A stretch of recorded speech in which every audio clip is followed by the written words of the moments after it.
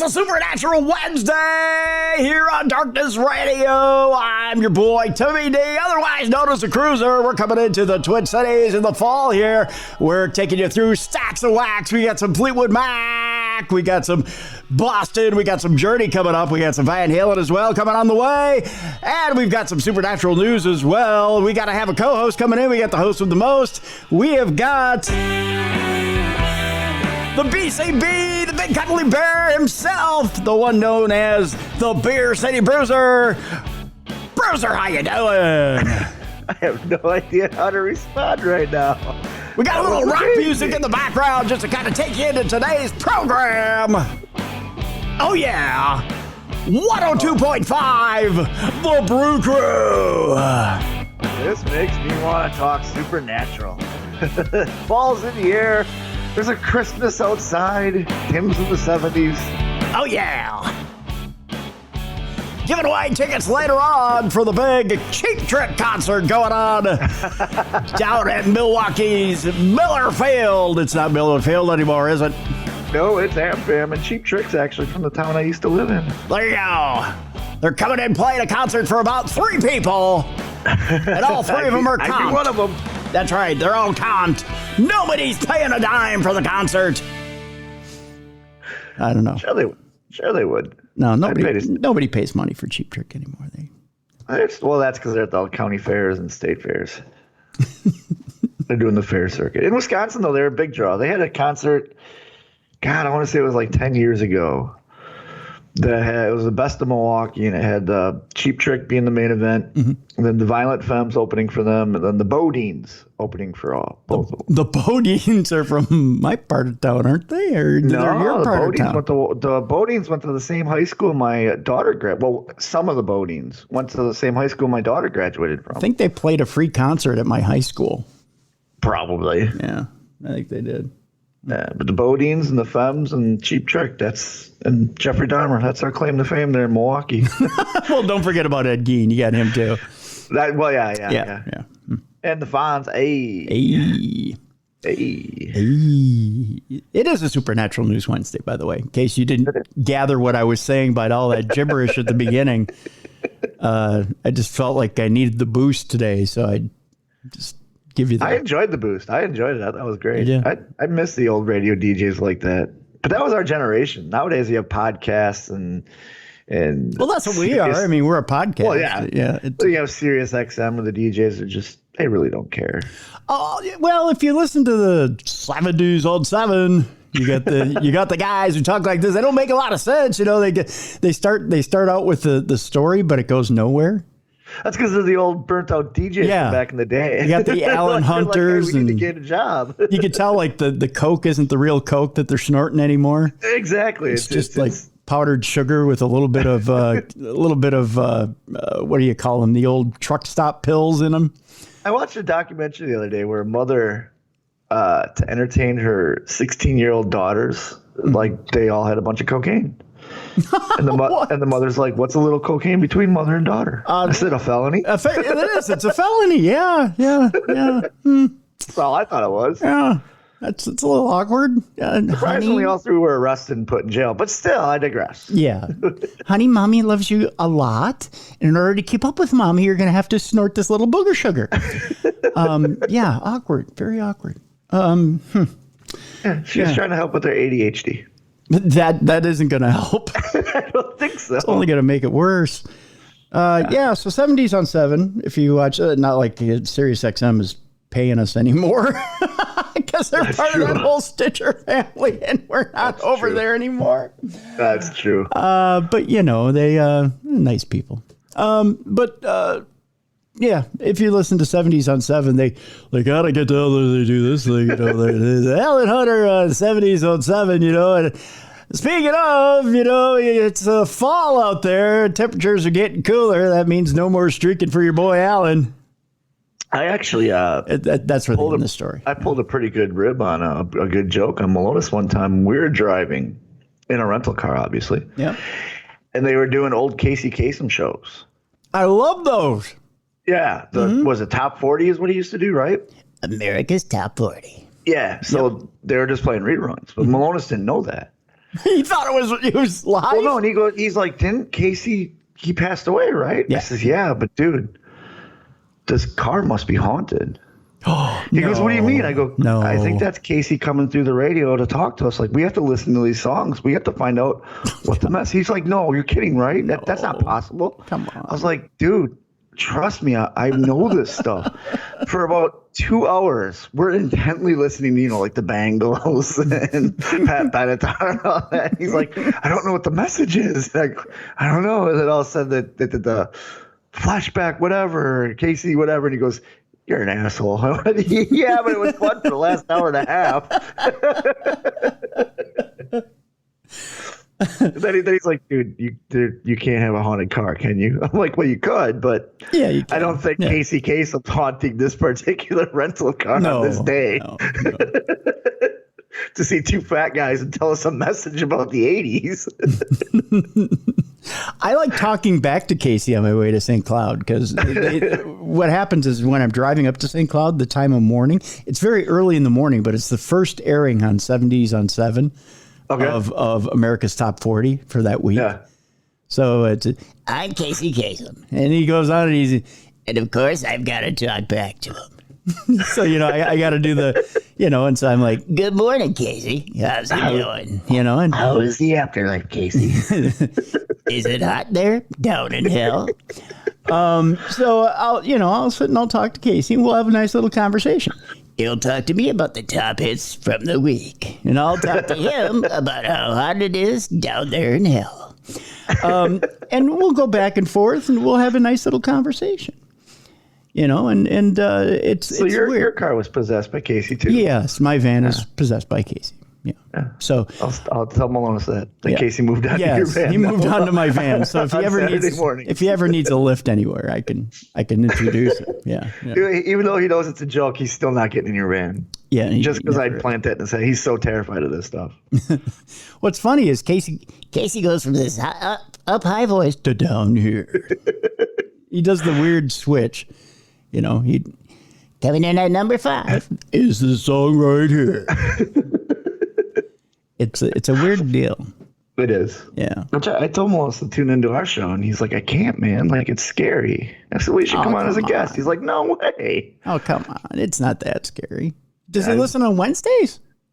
He has it saved. Like, he subscribes to it. Like, on Spotify, he has the follow button pushed. Mm-hmm. Yeah. But he has yet to pull the trigger on it. And I said we talk about him. He's like, yeah, you're probably just making fun of me. I said, no, it's in good light, Yeah. I said, we don't make, if it's making fun of you, it's jokes that I pulled on you. He's like, yeah, you're so mean for doing that. I'm like, no, I'm not. I'm having a good time on the road. You need to lighten up about ghosts, dude. Hey, Malonis, this is Casey. I'm coming to short sheet your bed.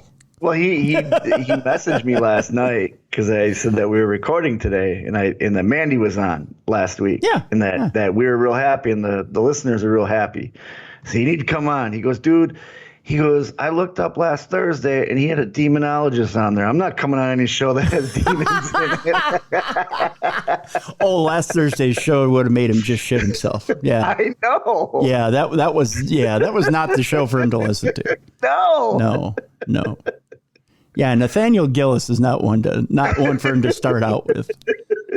That's like saying, okay, we want to get you on your first bike. So here's your very first bike. It's a Harley Davidson motorcycle. And go. And take off.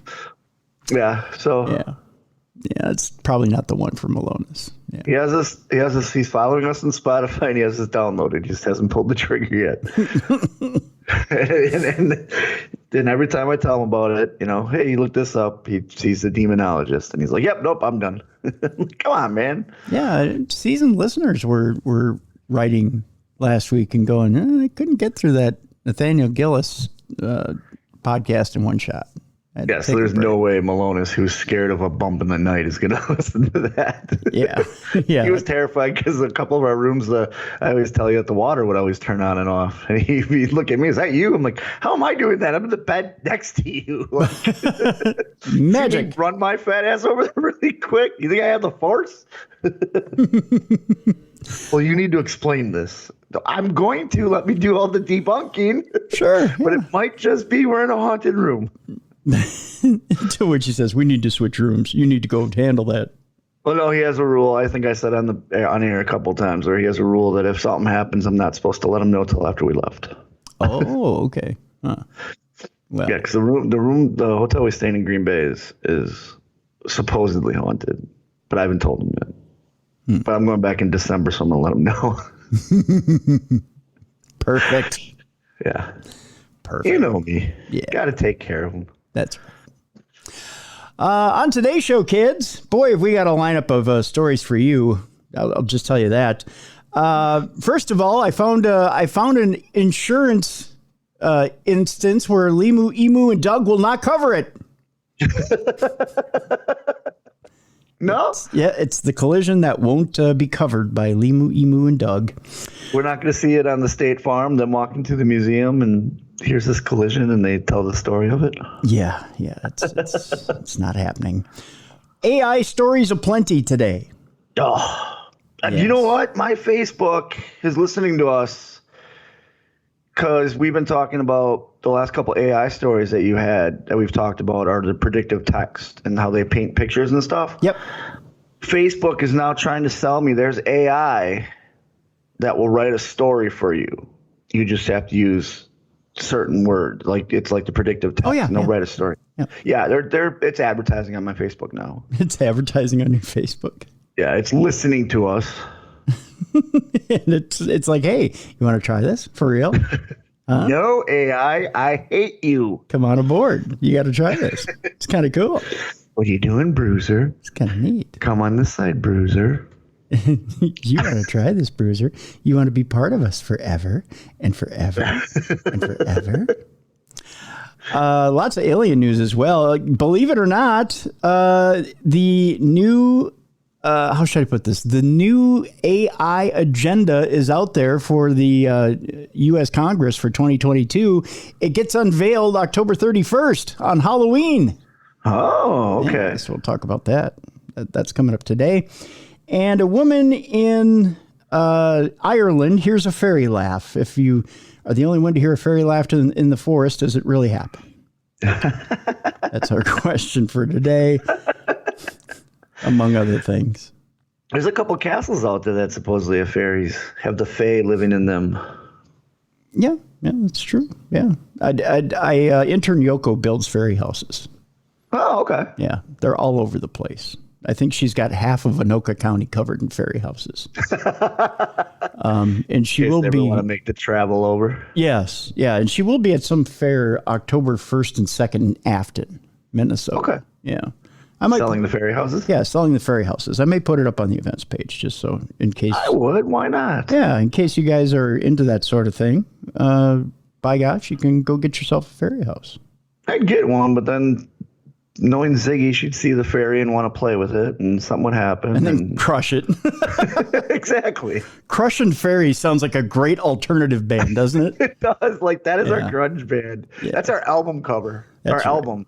Crushing Fairies. Cruiser and the Bruiser, crushing fairies, and it's a combat boot coming down on Tinkerbell. Crushing Fairies coming soon on Arista Records. Yeah, so we got that going on today. Yeah, just lots and lots and lots of.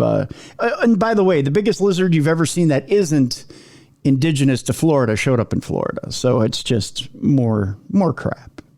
Oh, okay. Yeah, lots of stuff going on. Lots of stuff going on. Yeah, but lots and lots and lots and lots. I suppose we should get it started. Hey, let's get it started in here, as the kids would say. We can get that going now. By the way, I know that reference, Black Eyed Peas. All right. I'm scared to talk music after yesterday. why? You were so fired up. For the fans, the listeners that haven't listened to a True Crime Tuesday yet, they need to listen to just the last 20 minutes of that episode. First of all, that the Seal's not music, so it's you don't have to be scared if it's actual music. Yeah, so see, we won't revisit that, but that's not music. So you're fine as long as it's music. Okay. That's all I'm saying. Okay. Yeah. Anyway, anywho, we start with, of course, what everybody I think saw at the beginning of the week. NASA gives 0 Fs if you're an asteroid. And, as they should. Yeah, as they should. And they will launch anything at you. And by the way, this is the accident that LiMu, Emu, and Doug won't carry under Liberty Insurance. So NASA's not on those commercials, huh? Right. No, they're not insuring your unmanned spaceship for anything. So we will not see LiMu and Doug in a spaceship. Gotcha. I would love to see the commercial, though, where NASA approaches them about insuring an unmanned spacecraft. Just to see if they would do it. NASA's DART mission successfully slammed into an asteroid this week. The asteroid said, "Ooh, that tickles." A NASA spacecraft has intentionally slammed into an asteroid in humanity's first test of planetary defense. At least that's what they're calling it. I think it was just Space Demolition Derby. I was thinking like, hey, we have this rocket. There's a asteroid. Let's see what happens. You know, it's kind of like when you were a kid, you'd see like a rotten grapefruit and a fire escape. You're like, what's the worst that could happen? I think it was NASA's version of Jackass, if you ask me. No, if it was that, they'd have an astronaut on the outside riding it all the way up going, yeah! And then letting go at the last minute. Yep, exactly. Yeah. You know, I always ask myself this question. And people may say, well, Tim, you're getting political here. No, I'm not getting political. My question is, if you're launching shit at asteroids, who's got an agenda here? Who's waving the hand in one direction while trying to do something over here? You know what I'm saying? Exactly. Because why would you launch stuff at asteroids? There's no reason for it. Unless, and then here's the kicker, they say there's no asteroid headed this way that we would need to do this with. So why are you doing the test now? Exactly. Right? Yeah. Oh, no, I'm 100%. Okay. There's one of two things. It's there is something coming they don't want to tell us about yet, or it's a bunch of really bored scientists that want to play with their toys. Right. like Elon Musk and SpaceX has taken over so much of the privatization of space. Yes. That NASA's like, we don't have anything to do. What do you want to do? Hey, let's slam a spaceship into an asteroid and see if we can do that whole Armageddon scenario. You wanna? Yeah, all right. Dude, I saw this movie last night. You want to try it? It's called Armageddon. Yeah, dude, I didn't even know this movie came out, man. Do you think they're playing Aerosmith while it hit the asteroid? I think so, yeah. I don't want to close my eyes. Well, I didn't, man. I hit the asteroid balls on, dude. A NASA spacecraft has intentionally slammed into an asteroid in humanity's first test of planetary defense. That's what they're calling it anyways. The impact occurred at 7:14 p.m. Eastern Time, greeted by cheers from the mission team because none of them were going to boo. It was a direct hit. What would have happened if they would have missed this thing? They would have been like, we were aiming at something else. We call it the near miss on purpose. Cheers from the mission team, by the way, in Laurel, Maryland. The DART mission, or the Double Asteroid Redirection Test, launched 10 months ago. So they fired this thing off 10 months ago. They're sitting back in their chair. They got their arms behind their head, and they're like, yeah, now sit back and watch the magic happen. I just pictured a bunch of them sitting around like a little radar screen. Even though we're all high tech nowadays, it's those little circular radar screens, it's the boop, boop. And like each time it boops, it gets a little bit closer, and they're just leaning in for the next 10 months. Yeah, it's almost there. It's almost there. Yeah. one guy sipping on a cup of coffee real nervously. That same cup of coffee for 10 months. It's just boop. Yep. Boop. Boop. Boop. Boop. Boop. They're all like, yeah, we got him. There's a woman in the background going, you guys are such nerds. Yeah. Why not watch the live feed? One of you needs to get laid. Not with me. Not with me. Not with me. Just saying one of you. While the asteroid Dimorphos was not at risk of impacting Earth and just went, what the hell are you guys doing anyways? This demonstration. Wait. It wasn't until they hit it. And that's right. Send another one up. Now it's coming right at us. And now it's like, dude, we got to come up with a second one. This demonstration could determine how to deflect space rocks that could pose a threat to Earth in the future. We're embarking on a new era of humankind, an era in which we potentially have the capability to protect ourselves from something like a dangerous, hazardous asteroid impact, said Lori Glaze, director of NASA's Planetary Science Division. What an amazing thing, she said. We've never had that capability before. Here's my question, okay? Do you remember a time when we were talking about this scenario, but it was launching a nuclear warhead at... Oh, yeah. Yeah, you remember that? Oh, yeah. Yeah. Yeah. So why fly the spacecraft out there with nothing armed in the spacecraft? Just to see what it does. Just to annoy the asteroid. So basically, you're playing planetary pool with it. Pretty much. Because you just launched a cue ball at it to see if you could knock it off course. Exactly. So it was like... The way I picture is like when you see a horse, out in the field foraging, and a horsefly lands on their ass and it bites the horse. The horse doesn't freak out. The horse just whips his tail and moves over to the right a little bit. That's kind of like what the asteroid did. It got hit, kind of... Move to the right a little bit. It was dimorphous in the corner pocket. So, exactly. All right. At the time of impact, Didymus and Dimorphos, which, by the way, I think Didymus is P. Diddy's son. I think he was on stage at the iHeart Music Festival this weekend. Okay. Yeah, he's taken over the whole franchise. Yeah. We're relatively close to Earth within 6.8 million miles. That, by the way, was a joke. That's really close to Earth? Yeah, really close to Earth. By the way, the Didymus joke is just for the youngsters. I don't know if you knew that or not. But yeah, and I know who Diddy is, dude. Do you know who his son is? Did you see the footage from this weekend? No, I'm not that in tune. I was on the road this weekend. There was football this weekend, and the Brewers. I have to keep an eye on the Brewers. They're battling for wild card. There's a thing called Entertainment Tonight you can watch. You see this? Not when I'm on the road. I told you yesterday. It was on last night. I watched 90 Days last night. Okay, all right. And so, anyways, finish your story. Okay, all right. Well, okay. The Diddy's kid and Dimorphos were relatively close to Earth within 6.8. No, what happened with Diddy's kid? Oh, you want to know what happened with Diddy's kid? Yeah, I didn't know what happened. Okay, so it went from Diddy saying we ain't going nowhere because we're bad boy for life to okay, I'm going to the retirement home. Here's my kid, and he's bad boy for life. Okay. So he basically passed the torch. Well, good for him. Yeah. So now King Diddy, I think his name. No, it is not King Diddy. What's his name? What's Diddy's last name?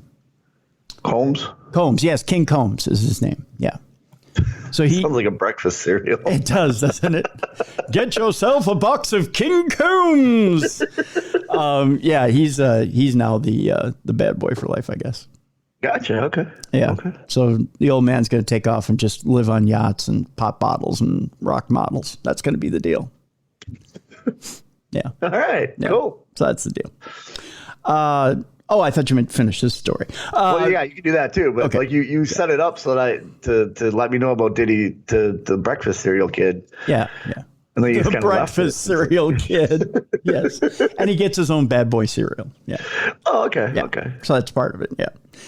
King Combs for breakfast. I don't want to see what that's shaped like, to be honest with you. Mommy, is that a scepter? No, honey. Turn away. Look away from the breakfast bowl. That's not a scepter. But Mommy wishes it was. Okay. Scepters and asteroids. Scepters and asteroids, so to speak. Yes. Okay, so we're relatively close to Earth with this asteroid, about 6.8 million miles, 11 million kilometers. The team estimates that the spacecraft hit the asteroid at a point about 55 feet or 17 meters away from the space rock center. Boy, that's pretty close. That is. Like Do you think they had bets on how close they could get? I'm pretty sure they did, yeah. Like side bets, yeah. Yeah, I think they had Hawkeye shooting that thing at the asteroid center, and then they took bets as to how close they were going to get. The goal of the spacecraft, in addition to impact, is to affect the motion of an asteroid in space, but DART team members say it will take about 2 months for scientists to determine if the asteroid's orbit has changed.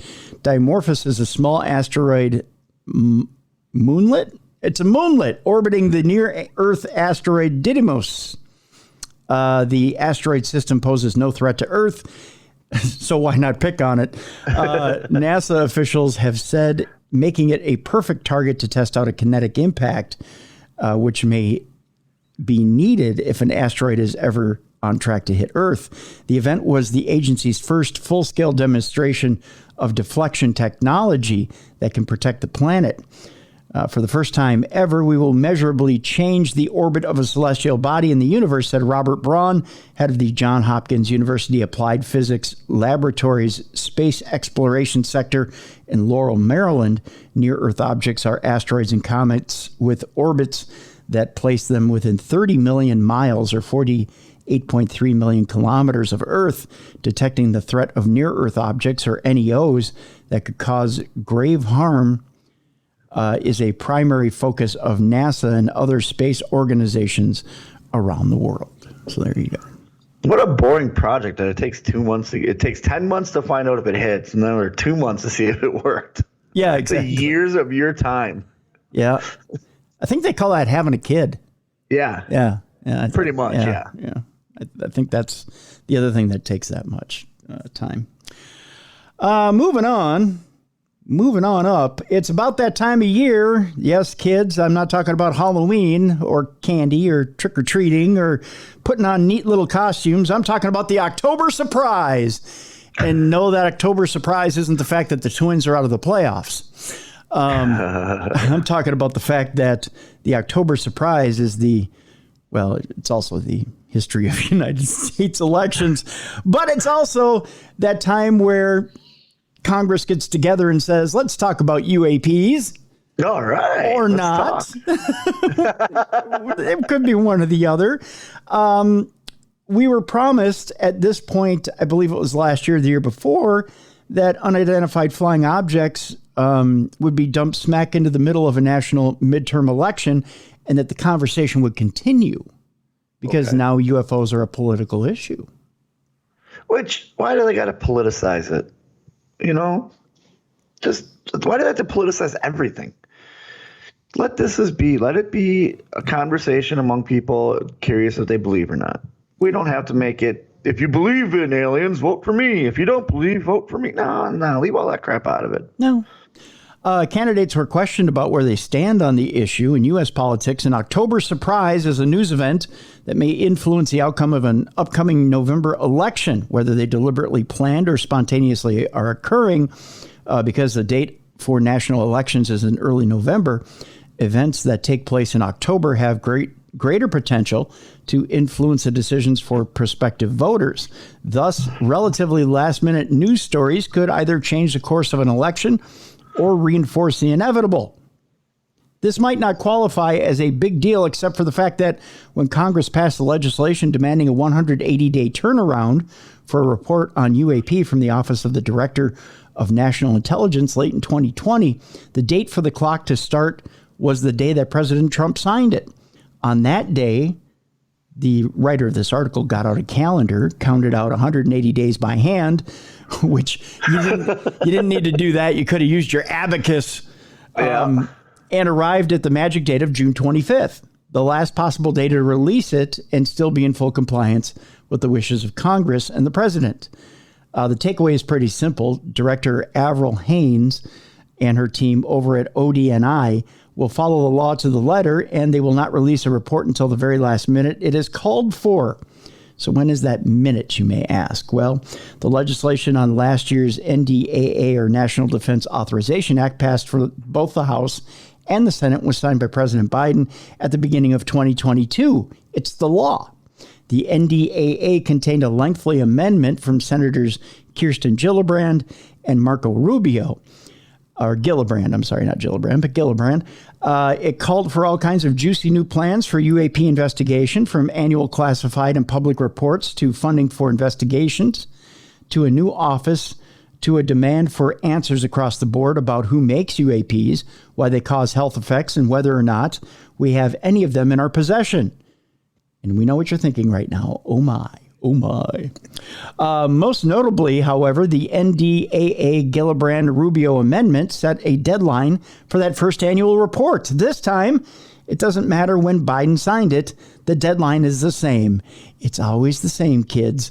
The next momentous congressionally mandated UAP report is due on Halloween this year, but of course it is. It couldn't have worked out any better for them. Yep, October 31st, 2022. Yeah, that couldn't have worked out any better for them. It could happen before, but the even money has to be exactly that date based on the ODNI's previous behavior. No matter who's writing this one or UAP reports to come, they will tend to take all the time that they can get, which is typical government. Okay. Well, yeah. Like a sophomore cramming for a midterm. This year's midterm elections are of huge importance since all members of the House of Representatives are up for election. 1/3 of the members of the Senate, plus a majority of the nation's governors, given the tie in the Senate between the Democrats and Republicans and the razor-thin edge for the Democrats in the House, it's fair to say that in some respects, the fate of the nation hangs in balance that day. The news is full of motivating stories to get the voters to the polls. So Election Day in the United States is statutorily set by the federal government as the Tuesday next after the first Monday in the month of November, which equals the Tuesday occurring within the dates of November 2nd to November 8th. Our next midterm election will be held Tuesday, November 8th, 2022. So again, this guy who's writing the article gets his trusty calendar out, starts his own hand counting again because he's got nothing better to do. And the math is simple and compelling. So the next national UAP report produced by the Department of Defense and the Office of the Director of National Intelligence will likely come out exactly 8 days before the midterm election. Oh, okay. Yeah. Which is October 31st. Right. So in that report, you may either get something really juicy, which is highly unlikely in a midterm election. Exactly. Or you may get something extremely toned down. Yeah. Which is probably the safe way to do this, being It'll have a lot of words that don't mean anything. Right, right. So my bet in this whole deal is you're probably going to get a toned down report saying that they've been investigating throughout the year, but have seen nothing different than the videos you've already seen. Yeah. But they're still investigating. Yeah. Yeah. So nothing new, nothing old. Right. Nothing It's new, the same old old. ship is still going where they're going. I think so. Do you think, Bruiser, that you're going to see anything much different than what we've already seen? No. So much has come out, and I think it's just going to be like you just said. These are the videos we've seen. This is all we've seen. We're still investigating. Tune in next time. I think we've already gotten a little bit of a hint because the Navy came out a few weeks ago and said anything under our auspices or under our roof is considered top secret, which I find interesting because that pretty much closes ranks around what it is that they have for evidence. Yeah. And that's not going to be released to the ODNI. And But why are they exempt from that? Aren't they? They're a government body, though, aren't they? they are, but they're claiming that any video that they may have may release some top secret information, things such as weapon systems, things that shouldn't be exposed to the American public. Yeah, I see, but that's that. That's the whole thing, like the do as I say, not as I do thing. Mm-hmm. Like the government said they're going to be more open about it, but are they really? But you know what I mean? They said they're going to form a committee, which they did. But what has this committee done? You know what I mean? Now this report's going to come out. What's this report really going to say? The other thing, too, which was a very good excuse, is that that video may also contain weapon systems from other countries that they're trying to keep under lock and key, that they don't want others to know that are out there, because they're in the process of, how should we put it? Exposing those systems and creating new systems to fight those systems. Okay. So counter espionage is a good way of putting it. So if, let's say, Russia or China has a new type of plane, a spy plane that they're Right. using, and they're using behind our lines. They're developing a similar plane or something faster, better, or has more stealth capability.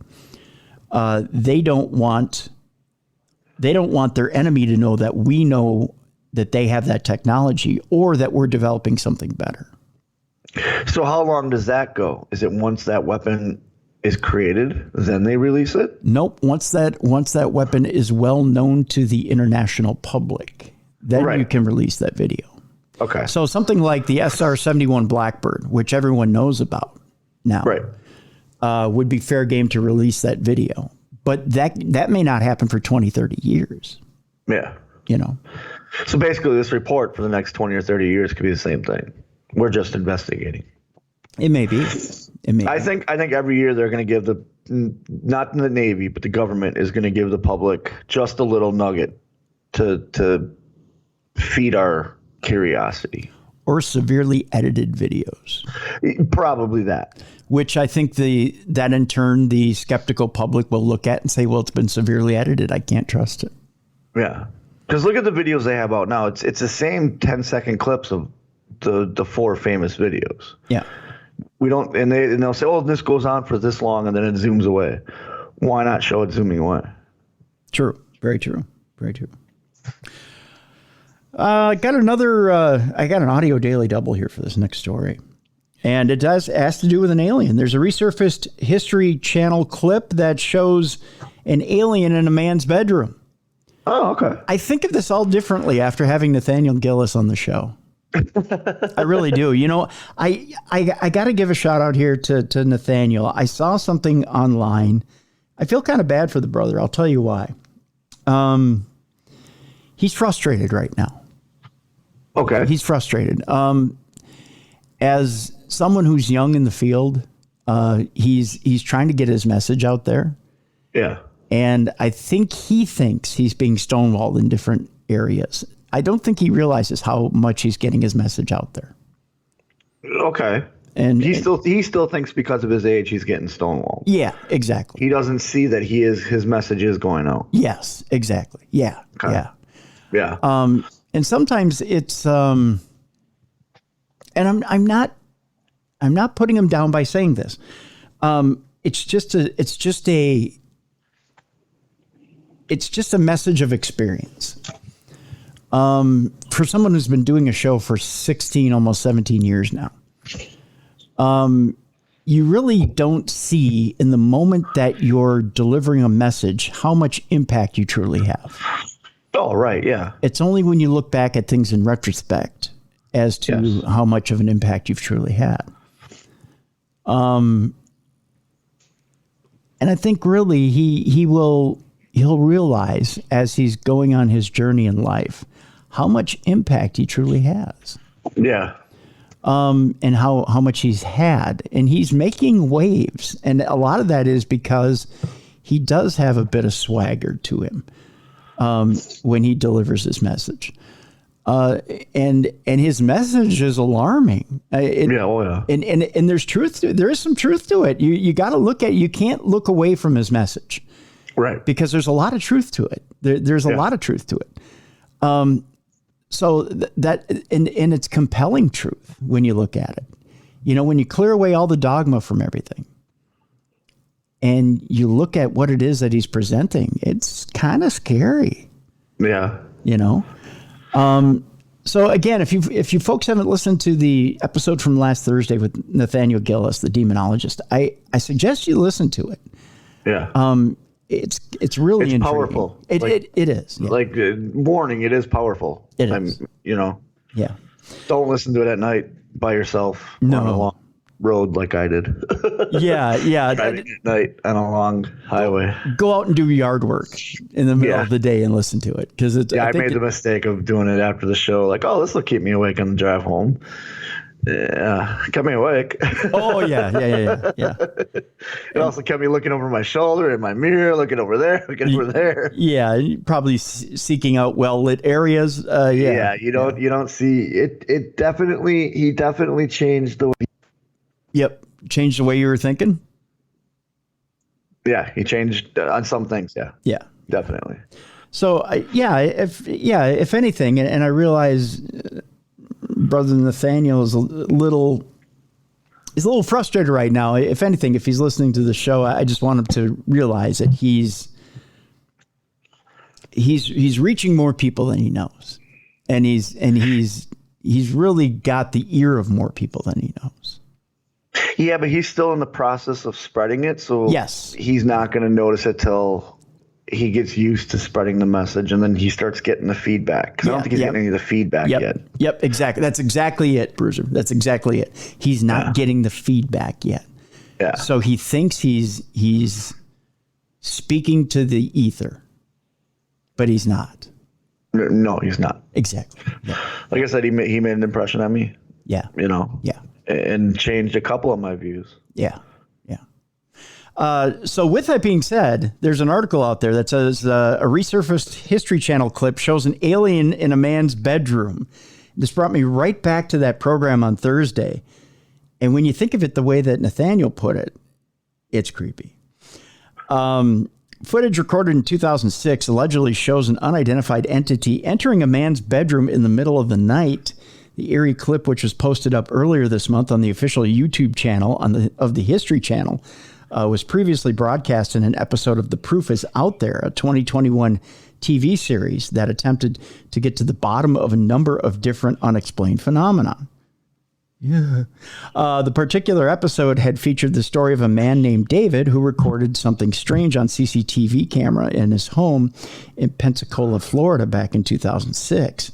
He had been asleep in his bedroom one night when the camera suddenly picked up what appeared to be a tall, thin humanoid entity peering around the side of the door. I want to play this clip so that you get an idea, not just from my mouth, but get an idea of just how creepy this was. Here's the clip right here. It's 2006 in Pensacola, Florida. David Eckhart is asleep in his bedroom. A closed-circuit camera mounted above the bed captures the room bathed in a soft yellow light coming from an open door. Suddenly, the camera picks up something alarming. A short, skinny humanoid figure begins slowly peeking out from behind the open door. David does not stir from his sleep as little by little, the figure creeps further into the doorway, revealing a bizarrely slender leg, seemingly just a few inches in diameter, then an oblong head and eventually its whole body. It resembles otherworldly beings commonly described as greys, and this apparently wasn't the first time David has seen one. David wouldn't be the first to report repeated visits from extraterrestrials. It's very rare that I have found an individual that has only had one experience. Invariably, there were multiple experiences, often dating back to childhood.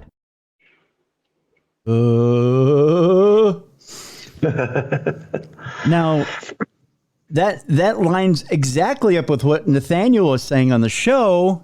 Of course, he had experiences with these entities from childhood, all the way up to even current day. Yeah.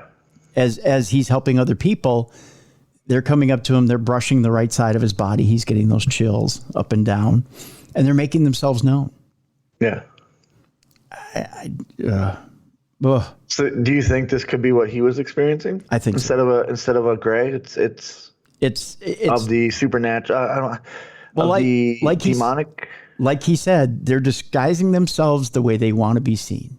Yeah. So to David, the experiencer in this clip, it disguised itself the way it wanted to be seen, as a gray alien.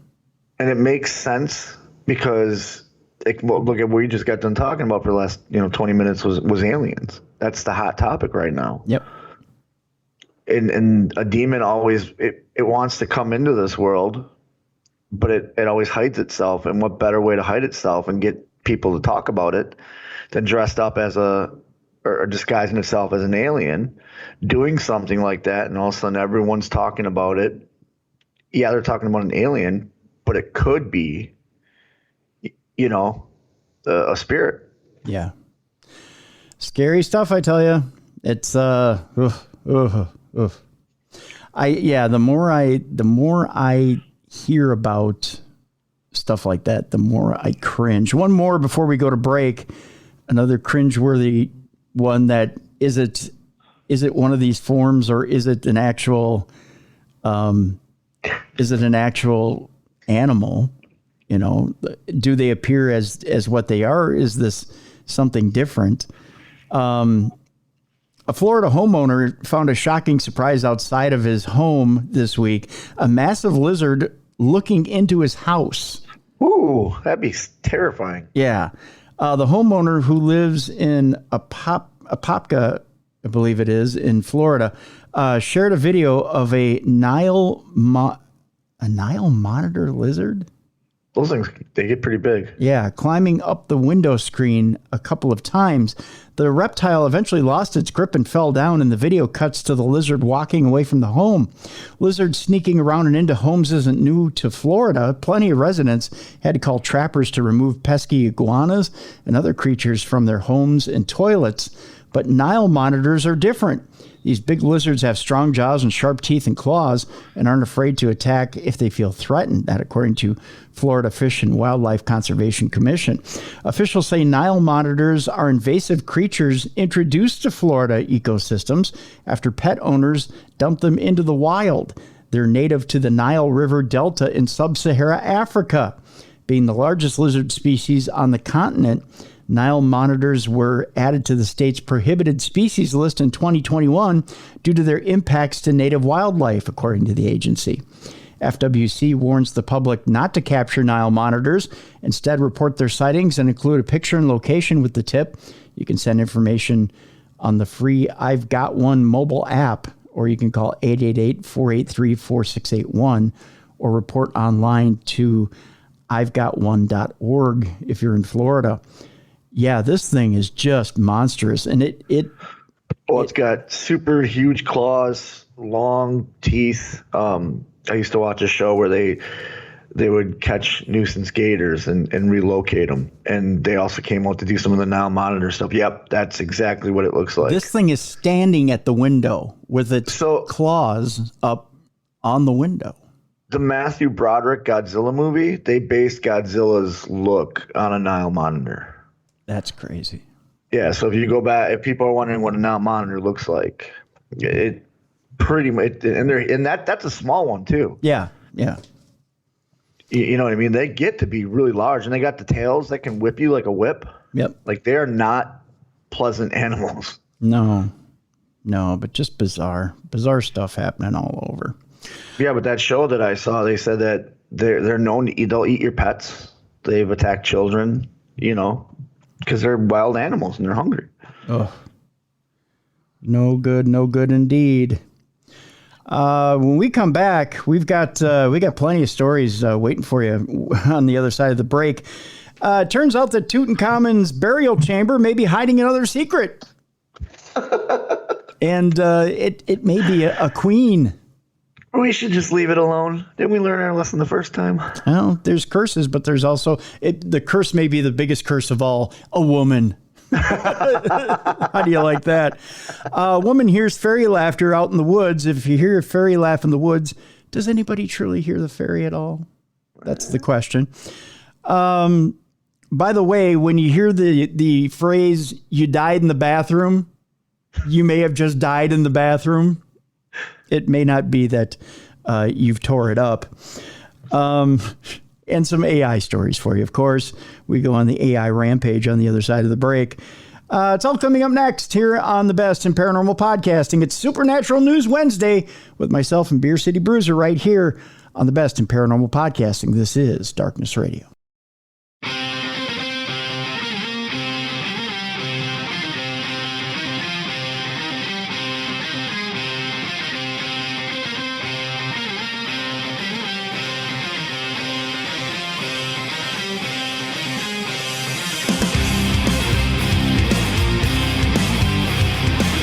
Welcome back to the Best in Paranormal Podcasting. This is Darkness Radio. I'm Tim Dennis.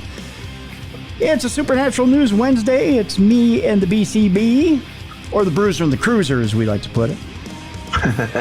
That's right. It's our band name. That's our band name. Crushing Fairies. It's the album. Crushing Fairies is the album. You know, I wonder if we should just go to that story now that we're talking about crushing fairies. Let's do it. Let's do it. Let's skip ahead, shall we? We'll skip ahead in the order. In fact, the title track is the number one album or track is going to be Fairies Laughing. Fairies laughing. The laughing fairy. That sounds like a Led Zeppelin tune, doesn't it? Yeah, I'm not a fan of Laughing Led fairy. A woman hears fairy laughter while she's lost in the woods in Ireland. I think that's generally the last thing you hear before you're taken down by little people and killed. I think so too. Yeah. What started out as a relaxing woodland stroll soon turned into a terrifying ordeal for one woman from Meath, Ireland. Meath too. Meath. In legends and folklore, fairies usually tend to be depicted as mischievous but benign beings, yet there are also stories of encounters with these creatures that would seem to call this idea into serious doubt. In this particular case, the woman whose name has not been disclosed took to social media recently to describe a terrifying ordeal she had experienced while walking on the Emerald Isle. On this particular day, she had decided to go for a stroll in a small area of well-frequented woodland when she passed through a fork in the road with identical trees on either side. Despite the area being relatively small and a common route for locals, she found herself become completely lost in what seemed to be dense, remote, and overgrown forest. Retracing her steps to the crossroads, she took a different route, but again ended up lost. I kept walking down a path toward a really overgrown area again, she wrote. At that point again, I heard a really light woman's voice. I don't know how to describe it. It was really high. Kind of like helium. Yeah. Yeah. She was shouting, "Over here!" I don't know if I can do the voice. Over here. I can do the Elmo voice. Over here.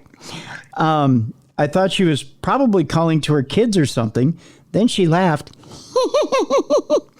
And it was just when she laughed, the hairs on the back of my neck stood up. I have a very professional job. I'm not crazy. I'm quite logical. But then the call came from the other side of me. I knew something wasn't right. Concerned for her well-being, she again returned to the crossroads and attempted a different route. Almost immediately, things seemed to change back to normal. The birds had started singing, and she became aware of other walkers nearby. After returning home, she struggled to make sense of what she had experienced. I was scared when she laughed, she wrote. When she laughed, I don't think I've words in the English language for it. I had never heard someone laugh like that. I knew something was really wrong. I just got this really bad feeling that things were not going to end well for me if I didn't do something. People forget that, like, Disney's done a job of making people think that fairies are wonderful, like your fairy godmother or like a Tinkerbell, or like that genies are awesome because of the Aladdin genie. And it's like, no, they are mischievous. Like, they want to play around with you. They like to cause trouble. Oh, yeah. Yeah. You know, they love to. It makes sense if she was on a crossroads and didn't know where she was going and they got her lost, you know? Yep. Because they like that kind of stuff. That they do. You know, it's not a nice walk in the forest when you run into them, and they don't just come up and hit you with a little fairy dust and you see the Disney logo. It's not. No, they like to mess with you. Yeah. They like to cause. I don't want to say pain because you haven't really heard a lot of people get injured by them, but they like to cause a lot of strife and a lot of confusion and a lot of turmoil. Yeah. Yeah. You know, I had an interesting talk years back with Rosemary Ellen Guiley, and it was we went out for lunch and we sat for about 3 hours at a Bubba Gump Shrimp Company in California. And I was blessed to have the time with her. And one of the things I talked to her about, I said, "Rosemary, I can't wrap my head around fairies." And she kind of giggled at me and she said, "You and a bunch of other people, Tim." Yeah. And I said, I don't get the phenomena. I don't get why, especially people in Europe, believe in them. She said, fairies are as real to, especially Europeans, as Bigfoot is to some people here in the West. Yep. Oh, yeah. And you just have to accept, especially when you're in Europe, you just have to accept that it is just an everyday thing. Yeah. And that, entire cultures surround a fey kingdom. They'll move roads. They'll pay tribute. They'll stop their lives if they think that they've angered the fey. And I just thought that was the most ridiculous thing at the time. And keep in mind, this was probably 10, 12 years ago. But at that point, in the times I've had to talk with Rosemary, she really kind of opened my eyes to, it's being able to accept that those beliefs of those people and seeing the hundreds and thousands of years of interactions and reports that have come in from those cultures, that they have history and knowledge, not history and knowledge that you may necessarily have. But then if you look at on the American side, what's been reported as fairy encounters in our own country, there have been, but they've been called different things. Right. And you go, oh, okay. And the old accountant for Ring of Honor is from Ireland. And when he found out, oh, you're in the paranormal and you like the spooky stuff, I said, yeah. He says, I've had a couple encounters with the Fae. And I said, really? He says, yeah. He says, your keys go missing or something's moved. He says that ever since he was a little boy, that's what it was always come down to. Is and you're right about they move roads and stuff to protect these things. He said that there's forests where you'll walk and there'll be a hiking trail, and all of a sudden the hiking trail will literally do like a 180 degree, not 100, but like a right angle 90 degree turn, and another 90 degree turn because it doesn't want to disturb that area of the forest. Right. Yep. And I was like, really? He goes, yeah. He goes, and that dates back thousands of years. It's not just and it's generational. It's great-grandfather passes it to grandfather, passes it to father, passes it to son. You know what I mean? And it goes all the way down. And he says his grandmother used to tell him stories of the fairies. And he actually told me like a list of castles that you can go to, that paranormal investigators will go to. And they think they're picking up EVPs, but what they're picking up is the fairies messing with them. Yeah, yeah. And I says, okay. And he says, then they brought up a couple things that happened in America. And he's like, those are fairies. Those aren't, because we call them gnomes. Some people call them gnomes. Some people call them hobbit, other things. But he says the old tale, Irish tale, is that when the immigrants came over, the fairies got on the boats with them and came over with them. And now they're over here. But when you get so many cultures in one area, like America's this big mixing pot of cultures, it starts getting a new image and a new name and all that. Yep. So he, as he put it, the American fairies are way different than the Irish ones. Yes. And the Irish ones are different than the English ones. Yep. Because Ireland and England, two different things. Yep. And he talks about that. He says, leprechauns is another one. He says that leprechauns are very mischievous. Yes. Everyone thinks of Lucky Charms leprechaun, but no, they're actually very mischievous and will hurt you to protect their gold. Yeah. Yeah, very evil. Yeah. Yeah. Yeah. Yeah, and he opened my eyes to a lot of stuff because he was, obviously being born in Ireland and raised in Ireland. It's cultural, and they'd always have to do certain things this time of year to help, to please the fae, or if you were cursed by a fae, you had to do this to get the curse lifted. And yep. And a lot of it sounds like just a string of bad luck. You misplaced your keys, you misplaced your wallet, but they all blamed it on fairies, just like we do over here. Yeah. Yep. Exactly.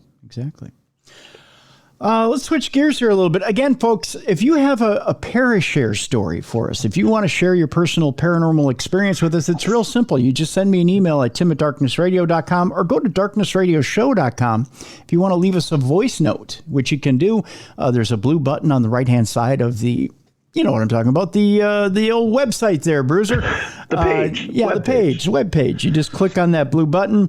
It'll give you an option to leave up to a 2-minute voice note there. You can actually leave multiple voice notes if you need more than 2 minutes, and we'll string those together and then air them here on the show, and we'll weigh in on your story there. What we're going to do in lieu of not having a Parashare story yet this week is I've got an article here in front of me, 11 terrifying but true horror stories reported in the news. Ooh, okay. Yeah, so we'll go ahead and read a couple of these this week. We'll start. And I know there's Parashare stories out there because people have been messing. And it's like, yes, please tell Tim and I. You know, man, I pass along your email address. Please tell them. We would love to share it and love to hear it. Yeah. So get them in. That's right. Get them in here.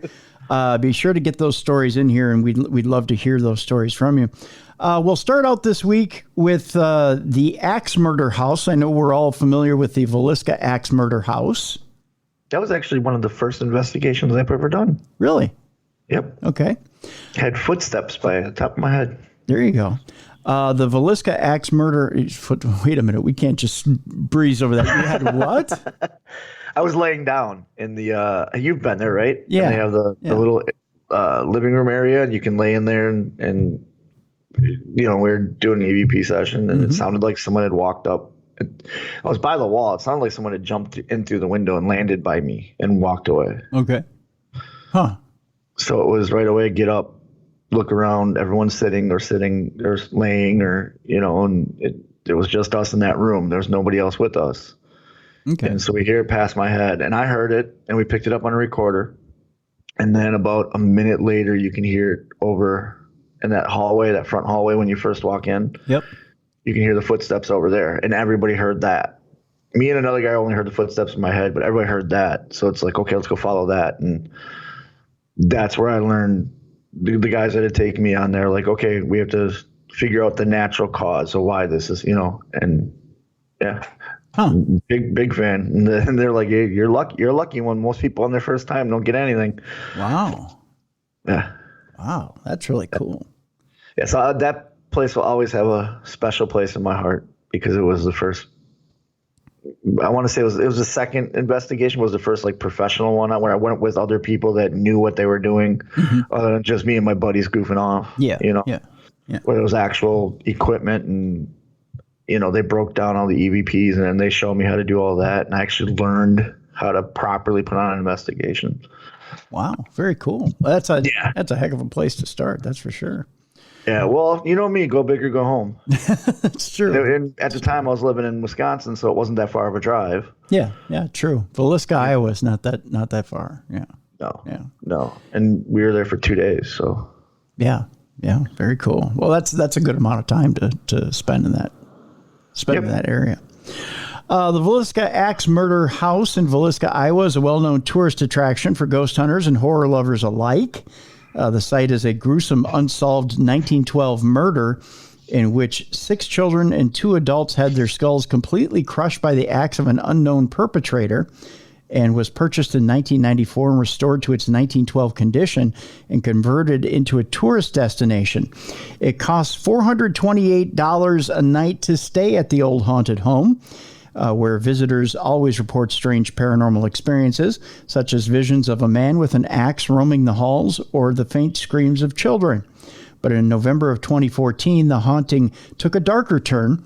Robert Stephen Larson Jr., 37 years old, of Rhinelander, Wisconsin, was on a regular recreational paranormal visit with friends when true horror struck. Now, per Vice, the website that is, it says his companions found him stabbed in the chest. An apparently self-inflicted wound, called 911, and Larson was brought to a nearby hospital before being helicoptered to Creighton University Medical Center in Omaha. The Montgomery County Sheriff's Office said Larson suffered the self-inflicted injury at about 12:45 a.m., which is around the same time the 1912 axe murderers in the house began. Larson recovered from his injuries, but has never spoken publicly about what occurred that day. For Martha Lynn, the owner of the home, the incident was very upsetting. It's publicity, but it's not exactly the kind of publicity that you deserve to have. I don't want people thinking that when they come to the Villisca axe murder house, something's going to happen that's going to make them do something like that. The house remains open for tourist visits and overnight stays today. I'd give it a thumbs up to go. I've been there twice, and both times I've had experiences. So there is such a thing as people channeling and unwittingly and unknowingly channeling a spirit, and it can happen. If you're especially sensitive and are unaware of what you're doing, you can channel a spirit and act out things that you shouldn't. You really need to be careful. And a lot of that is when you walk into a haunted residence, is just putting that shield of white light around you before you even step in, and maintaining that shield of white light around you as you investigate, and just protecting yourself. And also trusting your gut instinct. Yeah. Like if you feel like something's not right and you feel off, get out. Yeah. Go outside, catch a breath, get away from it. Because some people don't know they're sensitive. My wife didn't know until she met me, and I'm just kind of like, hey, you're really in tune. No, I'm not. Yeah. So I always tell her, listen to your gut. If you feel uneasy, get out. Right. So Exactly. Protect, because everyone needs to understand when they do these investigations, your safety is first and foremost. You do not want to bring this stuff home with you. Yeah. Whether you believe in good versus evil or not, you do not want to bring something evil home with you. Right. Go outside, like you said, bathe yourself in the white light, cleanse yourself, and then go back in. Yeah. Or leave. Yeah. Or leave. Yeah. If you're at that point where you feel like you've channeled something, your night's done. Yeah. Yeah. You're not going back in. That's just all there is to it. And you'll know it because you'll be exhausted. There'll be no energy. Yeah. It's not a pleasant experience. I've never personally channeled something, but I've seen people, and it takes a lot out of you physically. Yeah. Yeah. Yeah. You're at that point, you're compromised. And if you're not comfortable at all, you're done. Just walk away. Yeah. Yep. Yeah. Our second story is the haunted doll. Which a lot of people right now are cringing. When you think of haunted dolls, it's likely the creepy old Victorian-looking porcelain kind that springs to mind, none of which probably you probably don't have laying around. Still, don't get too comfortable around any kids' toys anytime soon, though a Disney's Frozen Elsa doll that was gifted for Christmas of 2013 in the Houston area made headlines earlier this year when it seemingly became haunted. Here's the story from KPRC2 Houston News. It goes on to say, the doll recited phrases from the movie Frozen and sang "Let It Go" when a button on its necklace was pressed. For 2 years, it did that in English. Mother Emily Madonia said in 2015, it started doing it alternating between Spanish and English. There wasn't a button that changed these. It was just random. The family has owned the doll for more than 6 years and never changed its batteries. The mother says the doll would randomly begin to speak and sing even with its switch turned off.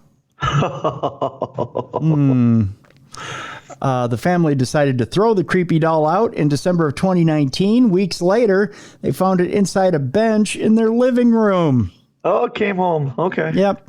The kids insisted they didn't put it there, and I believe them because they wouldn't have dug through the garbage outside, Madonia told KPRC2 Houston News.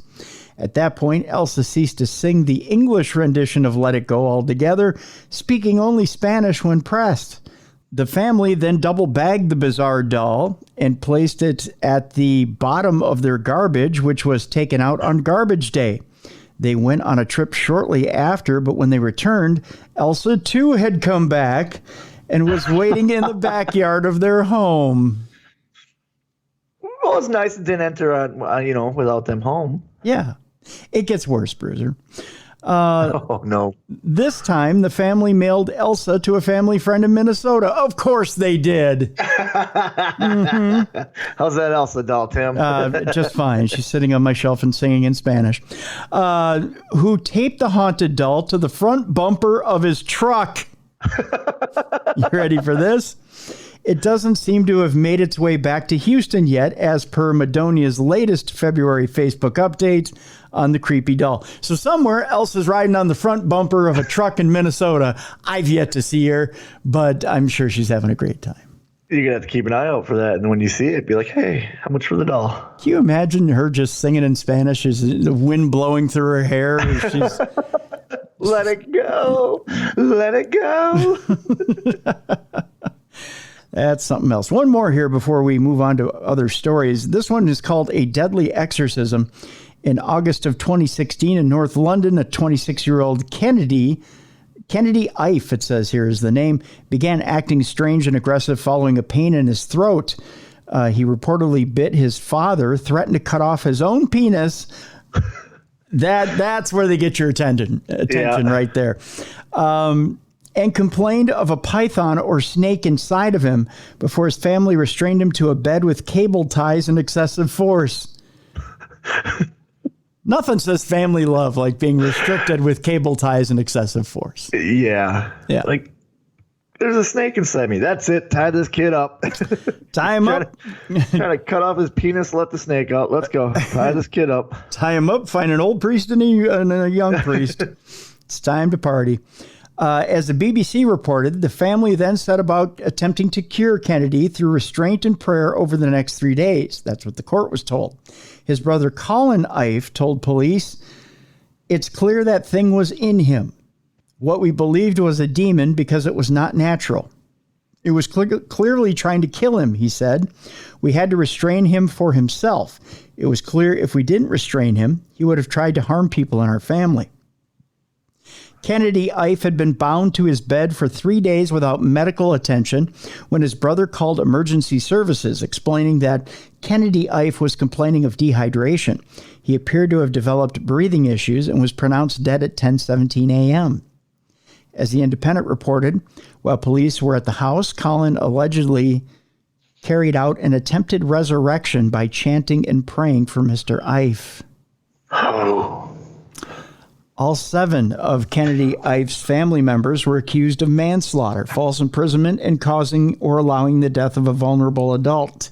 A post-mortem examination revealed over 60 wounds, including a possible bite on Kennedy Ife's body, and his father, Kenneth Ife, along with 4 of his brothers, sustained injuries as well. The BBC reported Kenneth Ife told jurors he ordered his sons to take shifts and use overwhelming force, but denied that an association with cults, occults, and secret societies played any part in the death. After a 4-day jury deliberation, all 7 family members were cleared of charges on March 14th, 2019. They were cleared, huh? Yeah.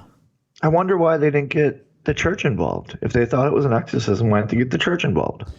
By law, technically, they don't have to because not all religions subscribe to a church. Okay. Yeah. Okay, why didn't they find whoever their religious person is to come and, you know what I mean? Like, technically, not all religions have to follow a religious leader. So they think they can just... They could turn to the good book and pray over him and try to get rid of it. Yeah. That's scary. That it is indeed. Let's turn to a different story, shall we? Let's do it. Let's talk some Bigfoot. All right. I like Bigfoot. Favorite cryptid. Some researchers are looking for Bigfoot. Just don't tell anybody. That's how this one starts out. Enthusiasts from academics to Zumba instructors are dipping their toes into the Bigfoot world. They're kind of in the Sasquatch closet, it says here. I didn't know Sasquatch had a closet. I didn't know either. And I didn't know Sasquatch was interested in Zumba. I didn't either. And then I go to read the article, and it says here that I need to subscribe to the Wall Street Journal in order to read the rest of the article. Well, let's just say this. Sasquatch is a big Zumba fan. Yeah. He goes on Tuesdays and Thursdays. He shakes his little tush. His little tush. Shakes his little tush. Yeah, shakes it. I will tell you this much. Amy Blue set out after nightfall armed with a thermal imaging camera and a two-way radio. The English teacher from Youngstown, Ohio, was hoping to finally get a clear look at Bigfoot. In dense woods northeast of Pittsburgh, she hiked with a group that included a civil engineer, a wildlife filmmaker, and a Zumba teacher. In the darkness, they whooped, made loud knocks, and let out a long, it says, mouthful cry. But did they find Bigfoot? You'll have to subscribe to the Wall Street Journal to find out, because I ain't doing it for you. I'm assuming they didn't, because that lady's Zumba classes would have went way up if she got Bigfoot into her Zumba class. That's right. Civil engineer, I don't think he benefits from finding Bigfoot, because what's he going to do? Let Bigfoot design a bridge? You know? I don't know. That's a good question. Very good question. I'm trying to find this story here. Here we go. Okay. We'll move on, since Bigfoot didn't pay off for us there. Or did he? Yeah, we got a new T-shirt, Bigfoot doing Zumba. Yeah. Can you imagine Bigfoot out there doing a little Zumba? I can. Yeah. Just in the 80s, he did the jazzercise. Oh, that's true. He was getting physical. Yeah. What he did is he'd catch 2 rabbits, and he'd tie them to his feet like ankle weights. Yeah. Then he'd grab 2 squirrels, attach them to his wrist for wrist weights, and he'd do his jazzercise. But now he's up to date. Now he Zumbas. Now he grabs his female. Yeah. Starts doing a little Zumba dance. I wish people could see you right now. I have no idea how to Zumba. So effing hysterical. You started winding up like an old man at a family dance. It was great. Yeah. Told you, Bigfoot's my favorite cryptid, so. I guess. You were. Bigfoot doing Zumba. I'm all there. He's got the headband on. Yeah. You were doing the bougie woogie there, my friend. You were. I was. Yeah. I was. It was hot. Let's continue. Let's get morbid for a minute, shall we? Oh, why not? We were just playful. Mm-hmm. We were just playful. Bigfoot doing Zumba. Bigfoot doing Zumba. If you thought about what you're going to do with your remains when you die? I still don't know. I'm up in the air. I don't know if I'm being cremated. I don't know if I'm going to be buried. I don't know. I know what Papa Bruiser wants. What's that?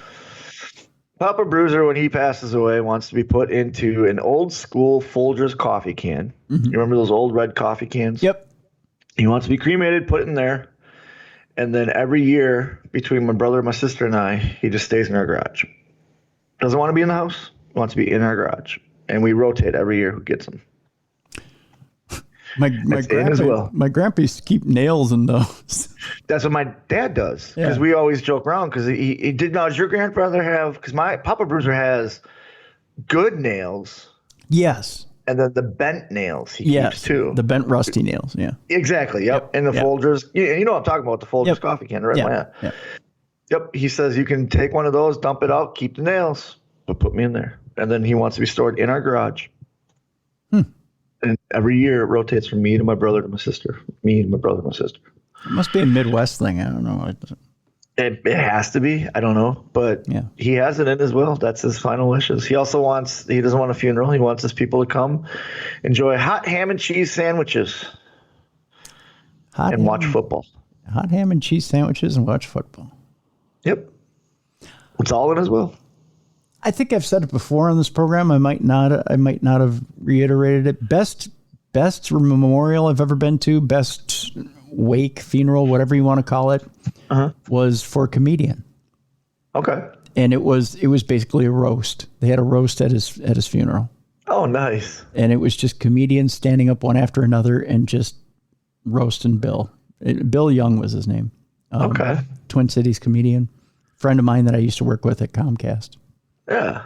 And it was a night of laughter and fun and just a hell of a way to send off a guy. It really was. And it was great. They had a slideshow that they roasted him on the slideshow. They'd get up and told stories and roasted him that way.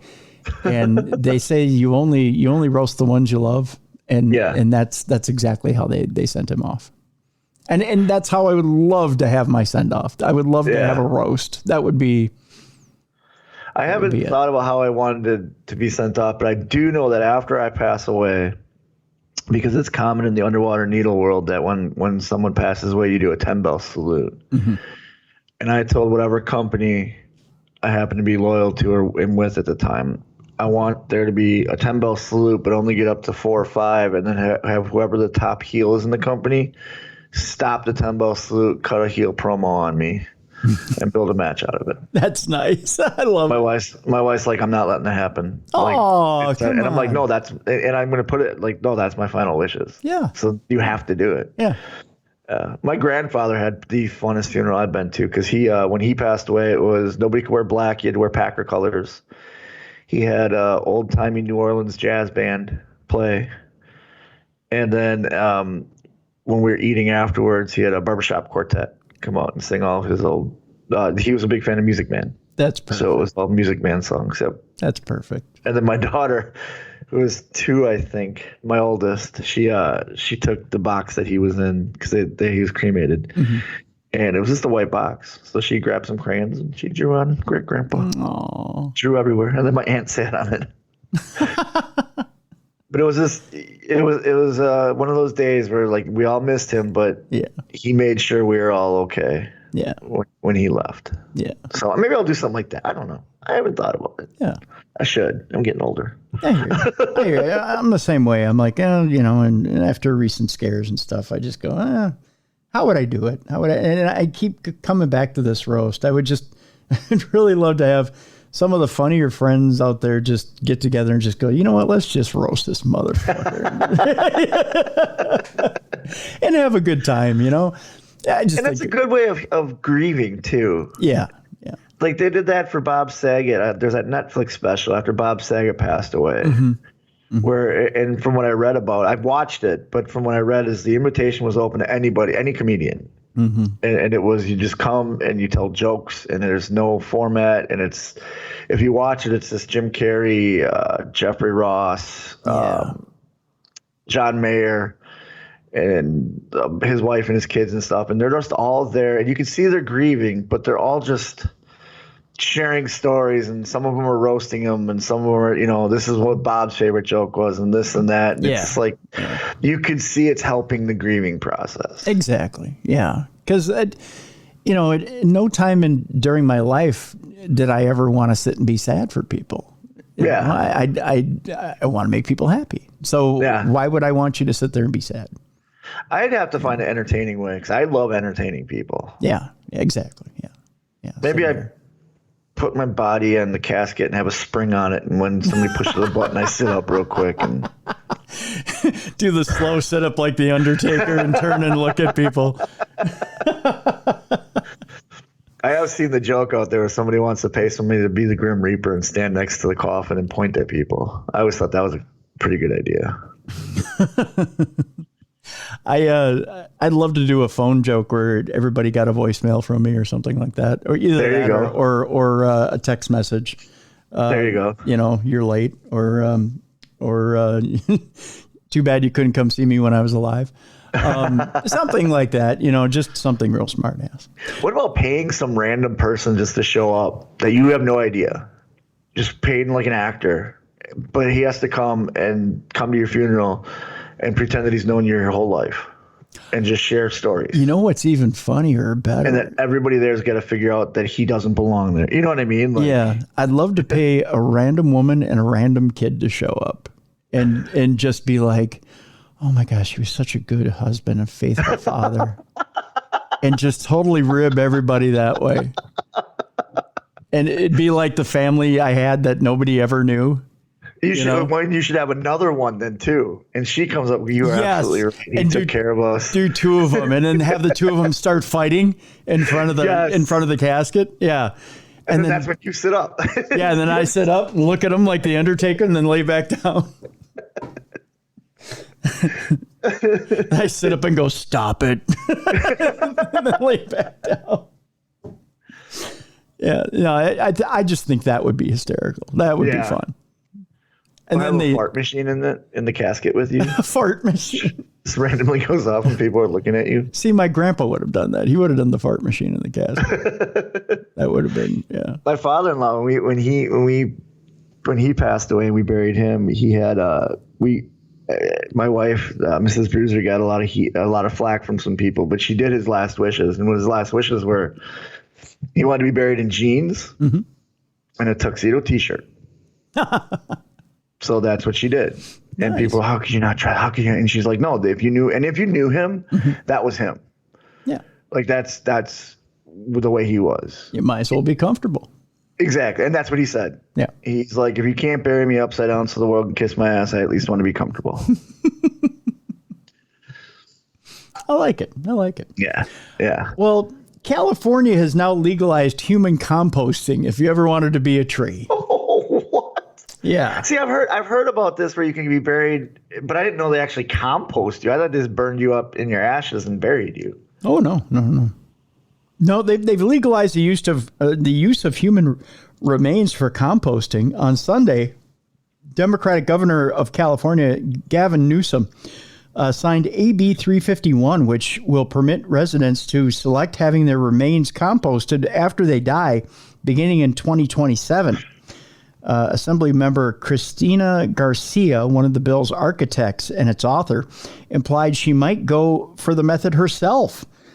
Trees are important carbon breaks for the environment, Garcia said. They're the best filters for air quality, and if more people participate in organic reduction and tree planting, we can help with California's carbon footprint. I look forward to continuing my legacy to fight for clean air and by using my reduced remains to plant a tree. The bill creates a regulation method for the state with regards to the process. The method is already legal in Colorado, Oregon, and Washington, and incorporates putting the deceased body in a reusable vessel with wood chips around it. It is ventilated in order to allow microorganisms to grow. After around a month, the body decomposes and will become soil, according to SF Gate. The practice is thought to be a more eco-friendly way to dispose of remains rather than burning them through cremation. Garcia cited climate change as a reason for it. AB 351 will provide an additional option for California residents that is more environmentally friendly and gives them another choice for burial, Garcia said. With climate change and sea level rise as very real threats to our environment, this is an alternative method for final disposal, or disposition rather, that won't contribute emissions into our atmosphere. In a release, Garcia noted that for each person who selects natural organic reduction, instead of being buried or cremated, the method keeps the same amount as 1 metric ton of carbon from being released into the atmosphere. The method has not been met without controversy, specifically from the Catholic Church, which has said it reduces the human body to simply a disposable commodity. NOR uses essentially the same process as a home gardening composting system. Kathleen Domingo, executive director of the California Catholic Conference, said in a statement given to San Francisco Gate, she noted that the practice was created for animals, not human beings. Yeah, that's got to smell horrible. I would think, yeah. These methods of disposal were used to lessen the possibility of disease by being transmitted by the dead carcass, she said. Using these same methods for the transformation of human remains can create an unfortunate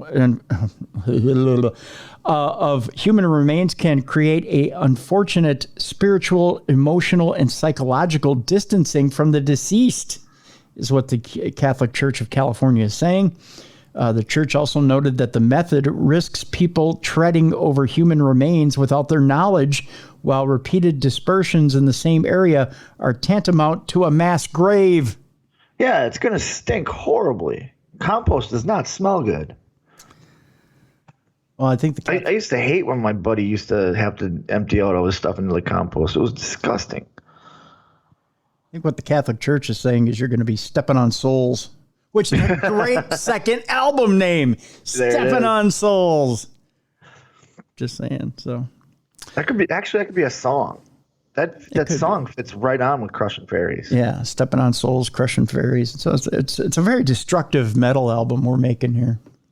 But no, it's grunge. We're going grunge. Is it grunge? Okay. Yeah. Let's not go metal. We've had a lot of metal albums. Let's go. You know, we're out of the 80s. It's 90s now. Let's go some grunge. It's 90s. 90s was almost 30 years ago, but okay. We're up with the times. We're going grunge. Yeah. In a related note, if someone ever says you're killing it in the bathroom, which I've been accused of, just keep in mind it may not be what you think it is. A woman was found dead in a department store bathroom and was there for 4 days. No one thought to check on her. I guess not. Evidently, they must have just thought she was really, really backed up. And then the smell is just because she was really, really backed up. Yeah, she was really. Woo! Smells like you is dying in there, girl. Woo! What died in there with you? Might want to drink some water. Courtesy flush, please. Courtesy flush. Yeah. Might want to think about some magnesium sulfate. Just saying.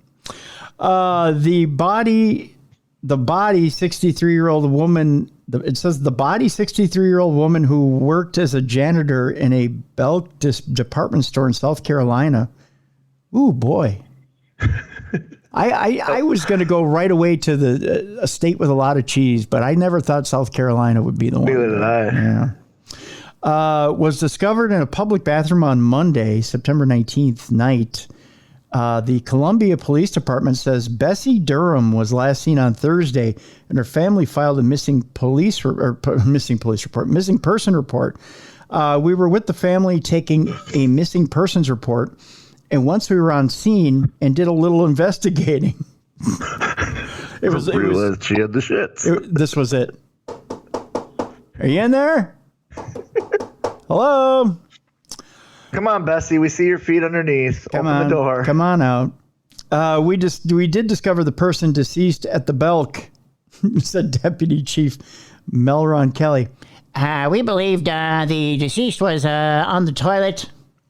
We called This it. reminds me of you ever heard the joke about the guy that found Elvis? What his famous words were when he found Elvis? I was just gonna say we Found her pulling an Elvis. What's that? He said, "Damn, I shouldn't have flushed that." Oh no, come on. Elvis's turd could have been millions of dollars. Could have been millions of dollars. Yeah. I don't think he got one out. That was the whole thing. No, he had an aneurysm while he was pushing it out. Yeah. He had a big ball that wouldn't come out. Yeah, he had all the drugs that he was on. I mean, you saw the list of what he was on, right? Oh God, yeah. Yeah. I mean, it's amazing he could produce anything. It was, yeah. Yeah. There's a book I read recently for True Crime Tuesday that had the list of drugs that he was on, just the list of uppers and downers. Yeah. And the quantities he was taking. I mean, they said his autopsy was like a pharmacy reading a pharmacy inventory. Yeah. And it's hard to believe that came from one doctor. Yeah. I mean, I know he was doctor shopping towards the end, but I mean, it was ridiculous. Well, and it's Elvis. They're not gonna say no to Elvis. Yeah. Yeah. And they said the main doctor, that was Dr. Nick, that was giving him the drugs. He just didn't want to be kicked out of the inner circle. That's why he kept giving him the drugs. Yeah. Many people were shocked that Durham's body went unnoticed in the public restroom for 4 days, which included a very busy weekend. I was gonna say a dead body, like it bloats and the gases start coming up. But you're in a bathroom, so so you wouldn't think anything of it. Yeah, and if the stall's locked, I mean, how many times have we done that? We walk in, oh, it smells in here. You try a stall, someone's in there, okay, and you leave. Yeah, you just don't want to interrupt them.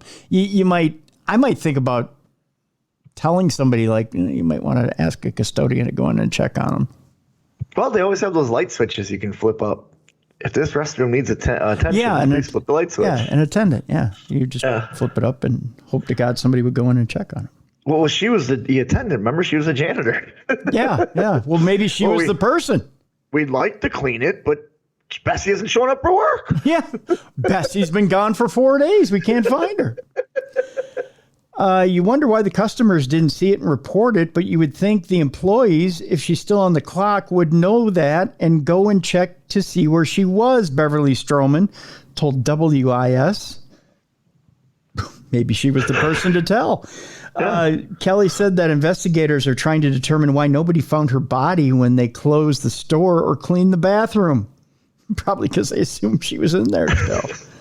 We're still working with the store to find out what their process is to closing down the store, inspecting the store, and things of that nature, he said. Officials have not determined Durham's cause of death, but said that drug use does not appear to be a factor. An autopsy is scheduled for next week. You know, it very well blah, blah, blah. It very well could be that she did have an aneurysm. Yeah, or a heart attack. Or a heart attack and died. No, that was just the way it is. Some things will never change. That's what Bruce Hornsby said.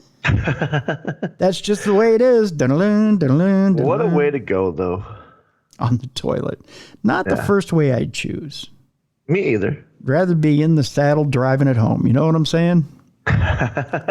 Either way, your pants are around your ankles. That's right. That's right, Bruiser. I don't think I have the... Do I have the... Yeah, I do. I have the... There we go.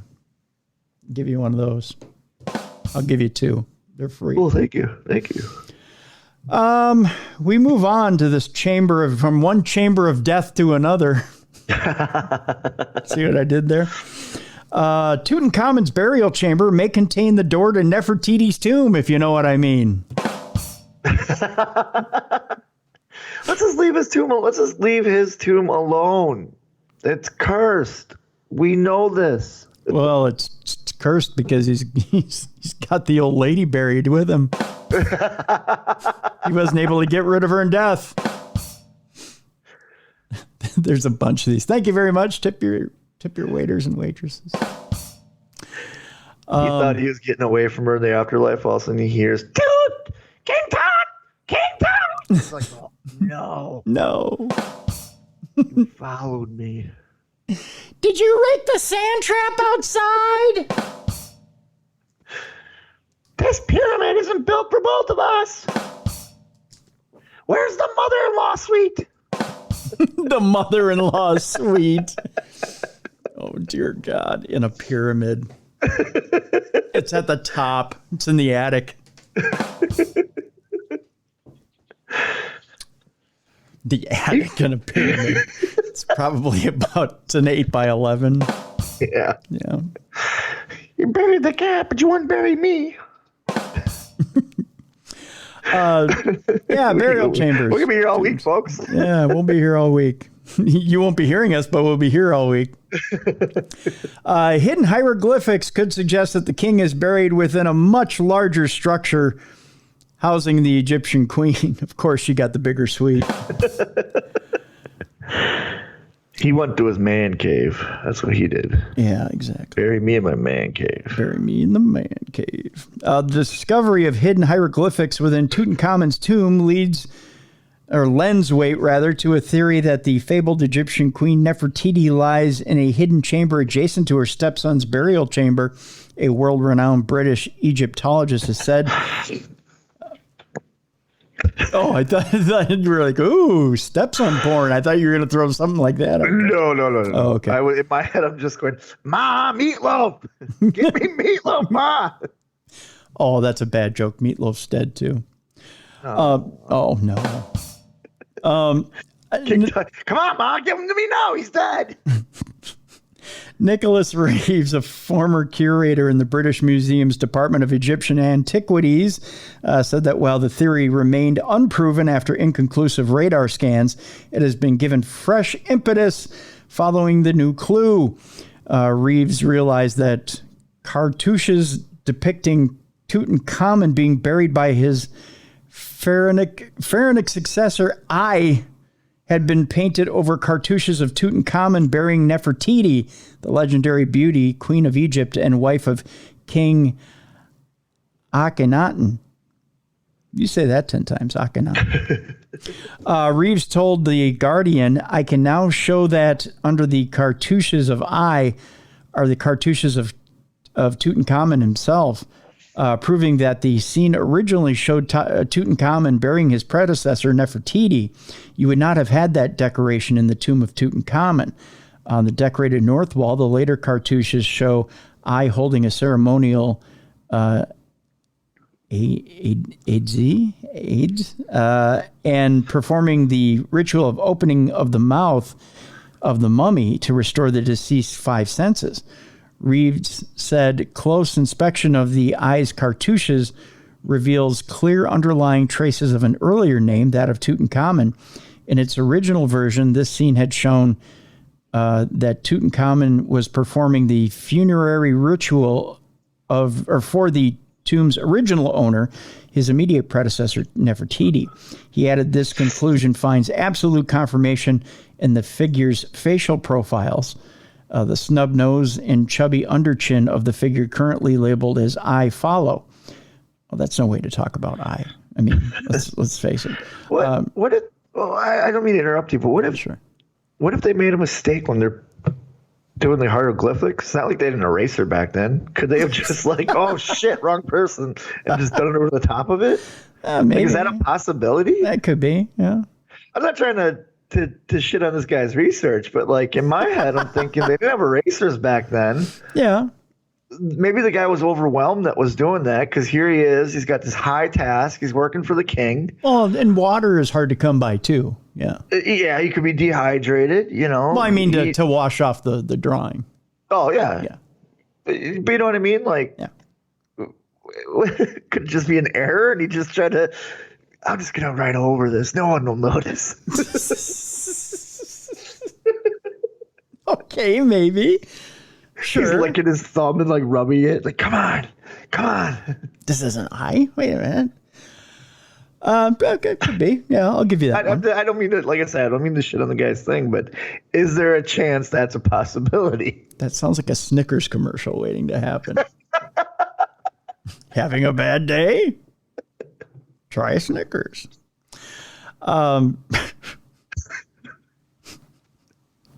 Xerxes, you're always doing the wrong hieroglyphics when you're hungry. Sorry. Let me just draw over it. He tries to spit on it and rub it out, so to speak. Hello. So the chubby underchin of the figure currently labeled as I follow. Okay, precisely the standardized facial outline adopted for official representations of Tutankhamun at the very start of his kingship. The face of the mummy carries the indisputable features of Nefertiti. Demonstrably, the scene had begun its life as a record of Tutankhamun officiating at the burial of his predecessor. Discovered exactly a century ago by Howard Carter, Tutankhamen's tomb was filled with chairs and chariots, among dazzling treasures the boy king would need in the afterlife. Reeves argues that his unexpected death in 1324 BC at age 19, after only 9 years on the throne. I've taken like 9 years on the throne. Yeah, that'll happen. As I get older, I do too. Yeah. Meant that he needed to be buried hurriedly. Not until a decade later, with Tutankhamen's death, would the tomb be reopened and its outermost elements emptied and adapted to receive its cuckoo prince. Oh, have you ever had that cereal, the Cuckoo Prince? No, I haven't. Oh, it's delicious. They up there with the King Combs? Yes, it's right there with the King Combs. They're right next to each other, right there in the cereal aisle. So, yeah. He said that the new evidence supports the theory that Tutankhamun's tomb is merely the outer section of a much larger tomb prepared for and still occupied by Nefertiti, whose own independent sequence of funerary chambers lies beyond what can be seen currently. In 2015, Reeves argued that the high-resolution images of Tutankhamun's tomb showed lines underneath plastered surfaces of painted walls, suggesting unexplored doorways, although other experts felt that the scans were inconclusive. He said it's very easy to just write off this as sheer fantasy, but I've discovered that the decoration of the wall in the burial chamber had been changed. We've always been puzzled by Tutankhamun's tomb because of its strange shape. It's very small and not what we'd expect of a king. Reeves' curatorial positions also include the Metropolitan Museum of Art in New York. He has worked extensively as an archaeologist both in and around the tomb of Tutankhamun. He will include the new evidence in his forthcoming book, The Complete Tutankhamun, which will be published by Thames and Hudson on October 28th. It updates an acclaimed edition he first published 30 years ago, which has been in print ever since. So there you go. Couple more stories left for today. 2 more stories left for today in supernatural news. I got to tell you this, Bruiser. We're on to the magical land that is known as AI. Nightmare fuel. Nightmare fuel. Elon Musk's Tesla robot Optimus is facing skeptics. Investors are not excited, Bruiser. Well, I wouldn't be either. It turns out that Tesla chief executive Elon Musk blamed over-reliance on factory robots for sending the electric car maker to production hell for 4 years, saying humans were better at certain jobs. My, how times have changed. Which is funny because an Elon Musk a robot himself. I think so, yes. Yeah. He's an android. He's an android. He's a C-3PO. Musk's Texas company now is floating ambitious plans to deploy thousands of humanoid robots known as Tesla Bot or Optimus within its factories, expanding eventually to millions around the world, according to job postings. Buzz is building within the company as Tesla is having more internal meetings on robots, a person familiar with the matter said. However, Tesla faces skepticism that it can show technological advances that would justify the expense of general-purpose robots in factories, homes, and elsewhere, according to robotics experts, investors, and analysts interviewed by Reuters. To succeed, Tesla will need to show robots doing multiple unscripted actions, said Nancy Cook, a professor in human systems engineering at Arizona State University. Such proof could provide a boost to Tesla's stock, which is down 25% from its 2021 peak. I can't figure out why. It's only running from the cops. It's only running into random vehicles. It's And only starting on fire randomly. starting on fire randomly. It's only running off the road. Why, it should be performing at its peak. It's just trying to kill humans. That's all. If he just gets the robot to walk around or he gets the robots to dance, that's already been done. That's not that impressive, she said. She's like, yeah, show me more. Yeah, do a little more than just a little dance. I would not want to date this woman. She has very high standards. She does, doesn't she? Honey, I brought you flowers and candy. Yeah, but does it dance? No. Can it build me a car? Not really. At its AI Day on September 30th, Musk said Tesla will unveil a prototype from its Project Optimus, an allusion to the powerful and benevolent leader of the Autobots in the Transformers series. Oh, great. We're naming crap after cartoons now. Yep. Production could start next year, he said. Longer term, Musk said at a TED Talk, robots could be used in homes, making dinner, mowing the lawn, and caring for the elderly people, and even becoming a buddy or a cat-girl sex partner. Great. Or a murderous robot with Right. no soul. So it could be grinding up your lawn or grinding up your junk, one or the other. Get ready, people. The robot business eventually may be worth more than Tesla's car revenue, according to Musk, which is now touting a vision for the company that goes well beyond making self-driving electric vehicles. Tesla already employs hundreds of robots designed for specific jobs for production of its cars. Humanoid robots have been in development for decades by Honda Motor and Hyundai Motor's Boston Dynamics unit. Like self-driving cars, the robots have trouble with unpredictable situations. Actually, if you want to see a funny video, look up Boston Dynamics robots videos and watch them try to go sideways. They can't? They can't. They trip over themselves. It's the funniest thing you've ever seen. Self-driving cars weren't really... Stupid robot. It's like, you can go forward really fast, but now go to the side. And they trip every time. Self-driving cars weren't really proved to be as easy as anyone thought. And it's the same way with humanoid robots to some extent. The lead of NASA's dexterous robotics team, let me try that again.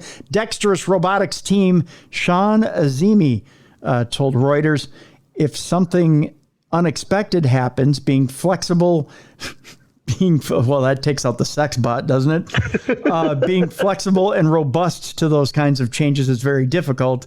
At an autonomy event in 2019, Musk promised 1 million robo-taxis by 2020, but has yet to deliver such a car.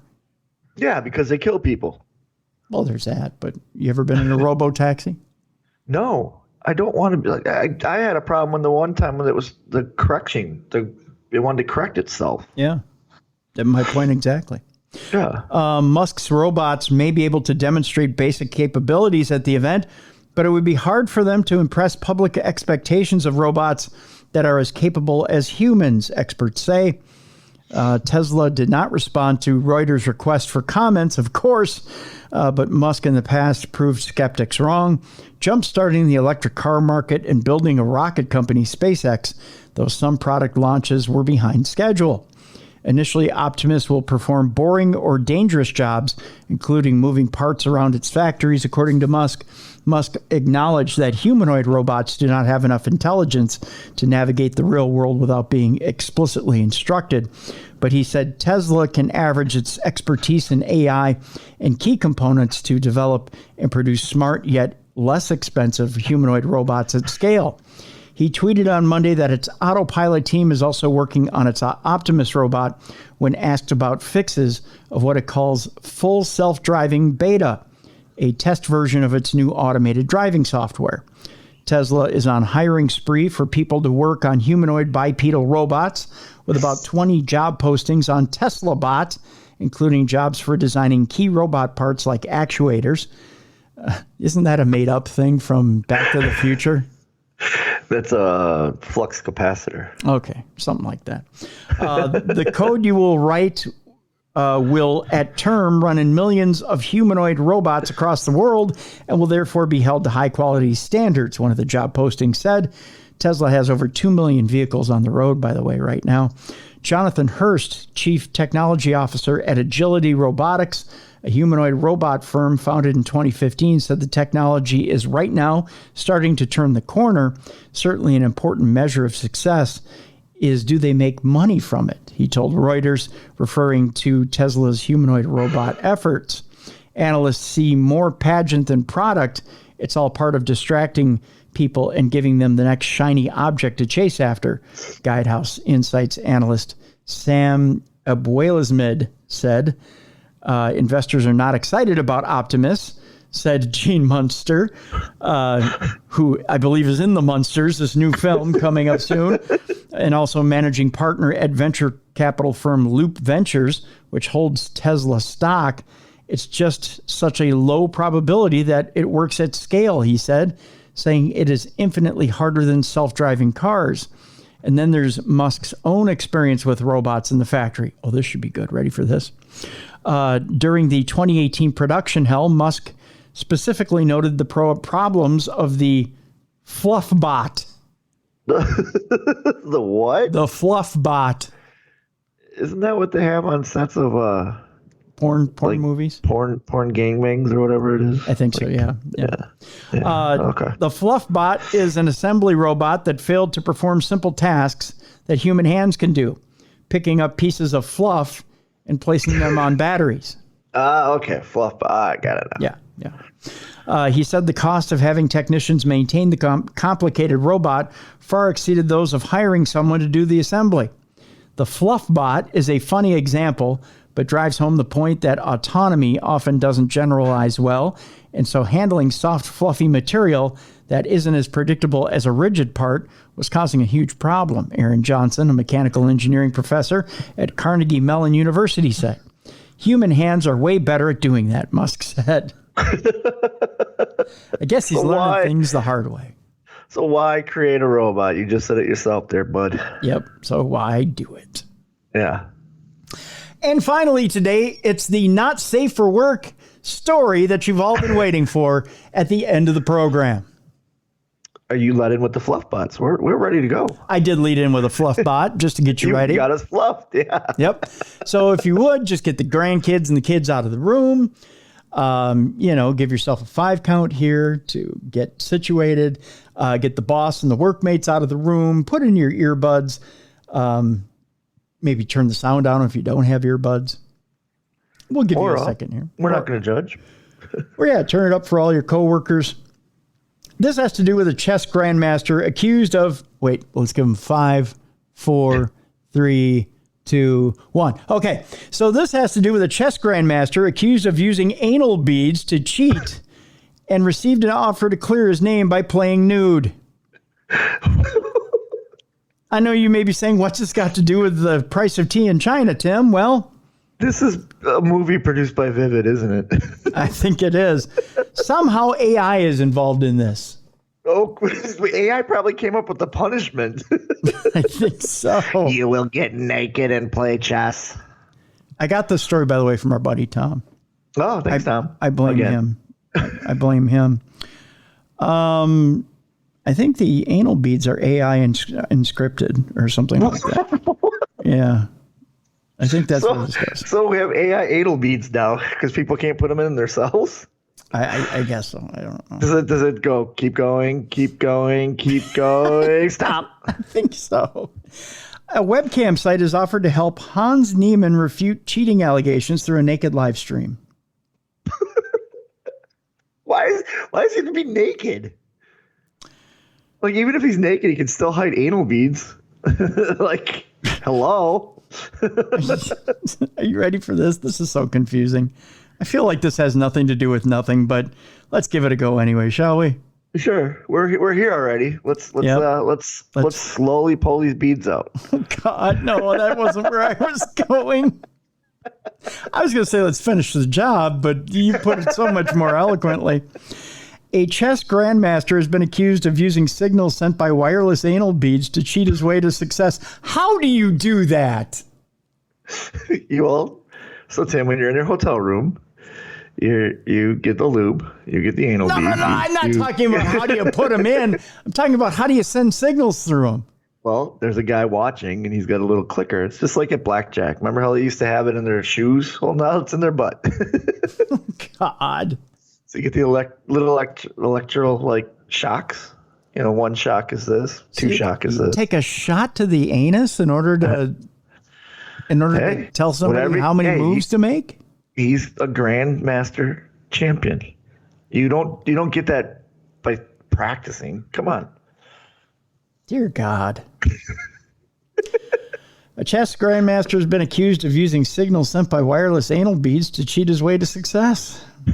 This is the basis of a developing story that is almost definitely a lie made up to explain away a massive tournament upset.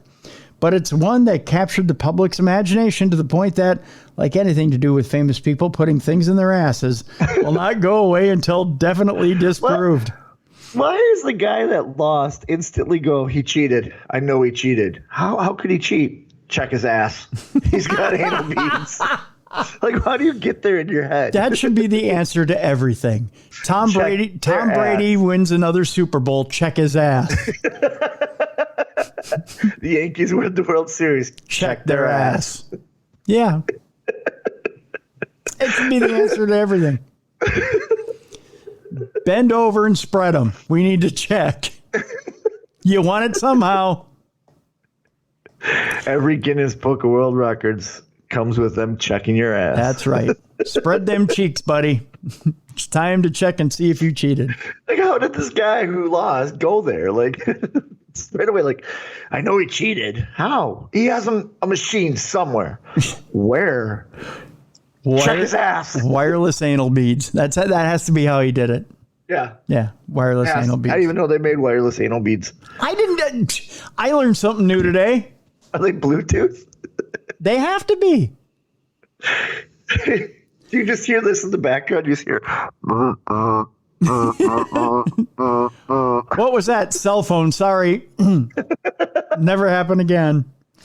Well, this opportunity has now been provided to the grandmaster in question, a 19-year-old American named Hans Niemann. That is not his name. Hans Niemann. Isn't that like a famous movie thing? Or grocery store, or toy store? Oh, Neiman Marcus is a famous department store. Right? Yeah, department store. I think you're thinking of Hans Gruber. I think you're thinking of like Die Hard here. I will get you the signal through the anal beads. Then we will take over the chess tournament. Thanks to a cam site's offer to host a match played by him entirely in the nude. They're saying they'll I don't. So he can be. I don't think they know how anal beads work. You can be naked and still have anal beads in you. Oh, they're saying they'll expose the entire match. They're saying let's have a camera just shooting on his asshole. We don't care about what moves you make above the board. It's below the board that counts. If we hear, you're done. Especially they have to sit on wooden chairs just to make sure that you can't hear the grinding of the beads. And this is getting really graphic. As Vice's Jules Roscoe writes, Campsite Strip Chat says it sent a letter to Neiman congratulating him on his victory and extending sympathies for his having been accused of cheating with vibrating anal beads. The site also offered Neiman $1 million to star in a nude live stream game that would clear this whole thing up. It wouldn't clear, it's not going to clear anything up. You're nude when you use anal beads. I think they just want to see how a true chess champion's built. As a bit of a background for how we got here. That's your bishop there, huh? That's no bishop. That's no moon, as they would say in Star Wars. Your bishop kind of looks like a rook there. What's up with that? That's no moon. As a bit of a background for how we got here, the cheating allegations cropped up after Neiman beat world champion Magnus Carlsen at the Sinkfield Cup early last week, leading Carlsen to withdraw from the tournament with a tweet that cast aspersions on his competitor. Neiman has admitted to cheating on chess.com when he was 12. God, I hope it wasn't with the beads. And this, combined with him being a younger, less established player, helped lead to a flurry of theories that he, as Vice details, studied a leak of Carlsen's prep work for the tournament. Another theory offered by Reddit user, I believe it's u/Nebentulin, I believe, covered at length by Kotaku's Ethan Gotch, is that Neiman stole a vibrating wireless anal bead system powered by an advanced AI from Carlsen and used it to win. This is very obviously a joke, but one whose ingenuity has caused it to spread beyond the chess world so far into the internet at large that campsites now want to get in on the action. What was the tweet just saying, check his ass? Check the buttocks! He has cheated. Check the rump. Check the rump. We call it the rump shaker. That's how we figure out how he's cheated. So the strip chat offer, aside from the obvious self-promo opportunity that the campsite spotted and a story of butt-related scandals, the site's decision to make the live stream offer was helped along by the fact that Neiman defended himself from cheating allegations earlier this month by telling an interviewer, if they, his accusers, want me to strip fully naked, I'll do it. That still does not expose the anal beads. They're inside you. Well, there's got to be a little bit hanging out because They're wireless. You got to pull the ripcord eventually. Oh yeah, you do. Yeah, see, he has a tail, so to speak. Prove the haters wrong once and for all. Strip Chat writes in its public letter to Neiman: strip naked and play a game of chess live in return for up to $1 million. Neiman hasn't publicly responded to the offer yet, and if he had any taste, he wouldn't. Whether that's because he doesn't want to get naked on the internet or because he knows that the accusation won't necessarily be cleared up without Strip Chat, using extremely massive camera angles, we don't know. So there you go.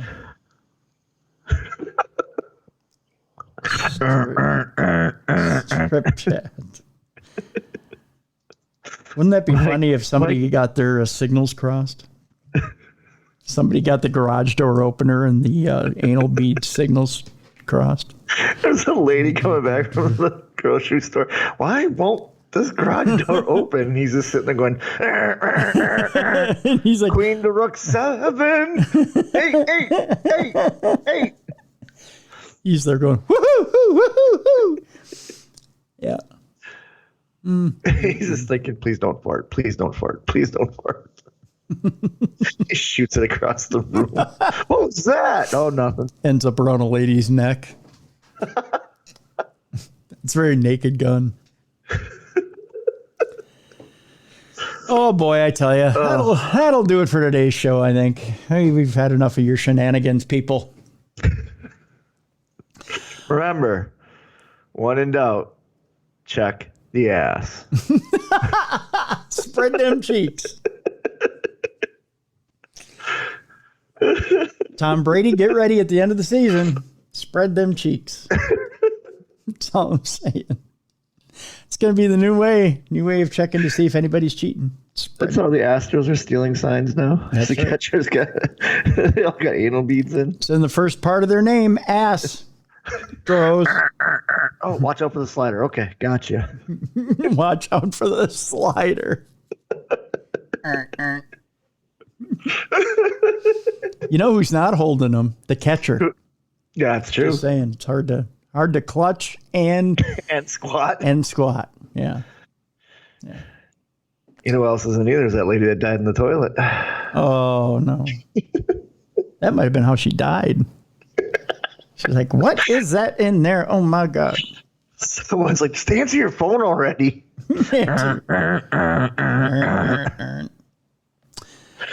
All right, I suppose that's enough. That's enough. We've gone one toke over the line, sweet Jesus. On tomorrow's show, we got us a paranormal potpourri. Ooh. Yeah, we like to call it the supernatural grab bag, but that doesn't sound right either. It's called the supernatural check their ass. No, come on. No, we're not checking anybody's ass tomorrow. That'd be a different show. But paranormal potpourri tomorrow. It'll be dealer's choice, so you'll get a fine show regardless. Yeah, last week's was amazing. Yeah, see. Look at you. It's my way of keeping you on your toes. That's what I say. So that's tomorrow. I want to thank Mr. Bruiser for being here today. Oh, thank you for having me. Always a good time. Want to remind you that you should check out both websites, both darknessradioshow.com and officialtruecrimetuesday.com. By the way, you can listen to all of the True Crime Tuesdays that are out there, all all the archives. I can't talk today, Bruiser. All the archives that are out there for True Crime Tuesday. Your wireless anal beads interfering or something? Yes, they are, yeah. I managed to put them in my cheek today. And not the cheek you're thinking of. I got them in between my cheek and gum like a skull dip. Right there between my cheek and gum. Right there. So all the archives for True Crime Tuesday are at officialtruecrimetuesday.com. They go all the way back to 2016, I believe. So they're right there at officialtruecrimetuesday.com. You can go ahead and check them out there. If you are an Apple user, the Darkness Radio app for Apple is completely updated and is brand new, shiny, has some great new features on it. Be sure to make sure you update it if you already have it. Get the new updated version. If you don't have it, just go to the Apple App Store and download Darkness Radio app, and you can get the new version, or each new version of Darkness Radio when it comes out right there on the Apple app. You've got access to the True Crime Tuesday website there. You've got access to all kinds of things there. Yeah. Yeah. It's kind of cool. It's good. It's got lots of cool stuff. Yeah. You got ways to contact myself and Bruiser. You've got, you've got access to the Darkness Radio store. Got all kinds of stuff there. Yeah, you got access to everything. Yeah. Events page. The new Darkness Radio anal beads are on there. Just kidding. There's no Darkness Radio anal beads. Although we should make some after today, shouldn't we? Yeah, exactly. I'm kidding. Anyways, but those are the 3 notes I have for you there. Also, if you'd like to leave us a Parashare story, you can do it right off the Apple app as well. You just go to darknessradioshow.com off the Apple app and just click on that blue button. on the right side of darknessradioshow.com. You can leave up to a 2-minute story or 2-minute voice note, and you can keep hitting that blue button if you need to, and we'll string those stories together, and we'll air it right here on the show. If you choose to do it the old-fashioned way, just write us an email, tim@darknessradio.com, and we will air your Parashare stories here next week. Please send them in. Yep. We want to hear from you. Yep, absolutely. Again, tomorrow, Paranormal Potpourri. It's a surprise. Surprise! We'll have a surprise guest for you tomorrow right here on the show. For Beer City Bruiser, I'm Tim Dennis. We'll see you tomorrow right here on the best in paranormal podcasting. This is Darkness Radio.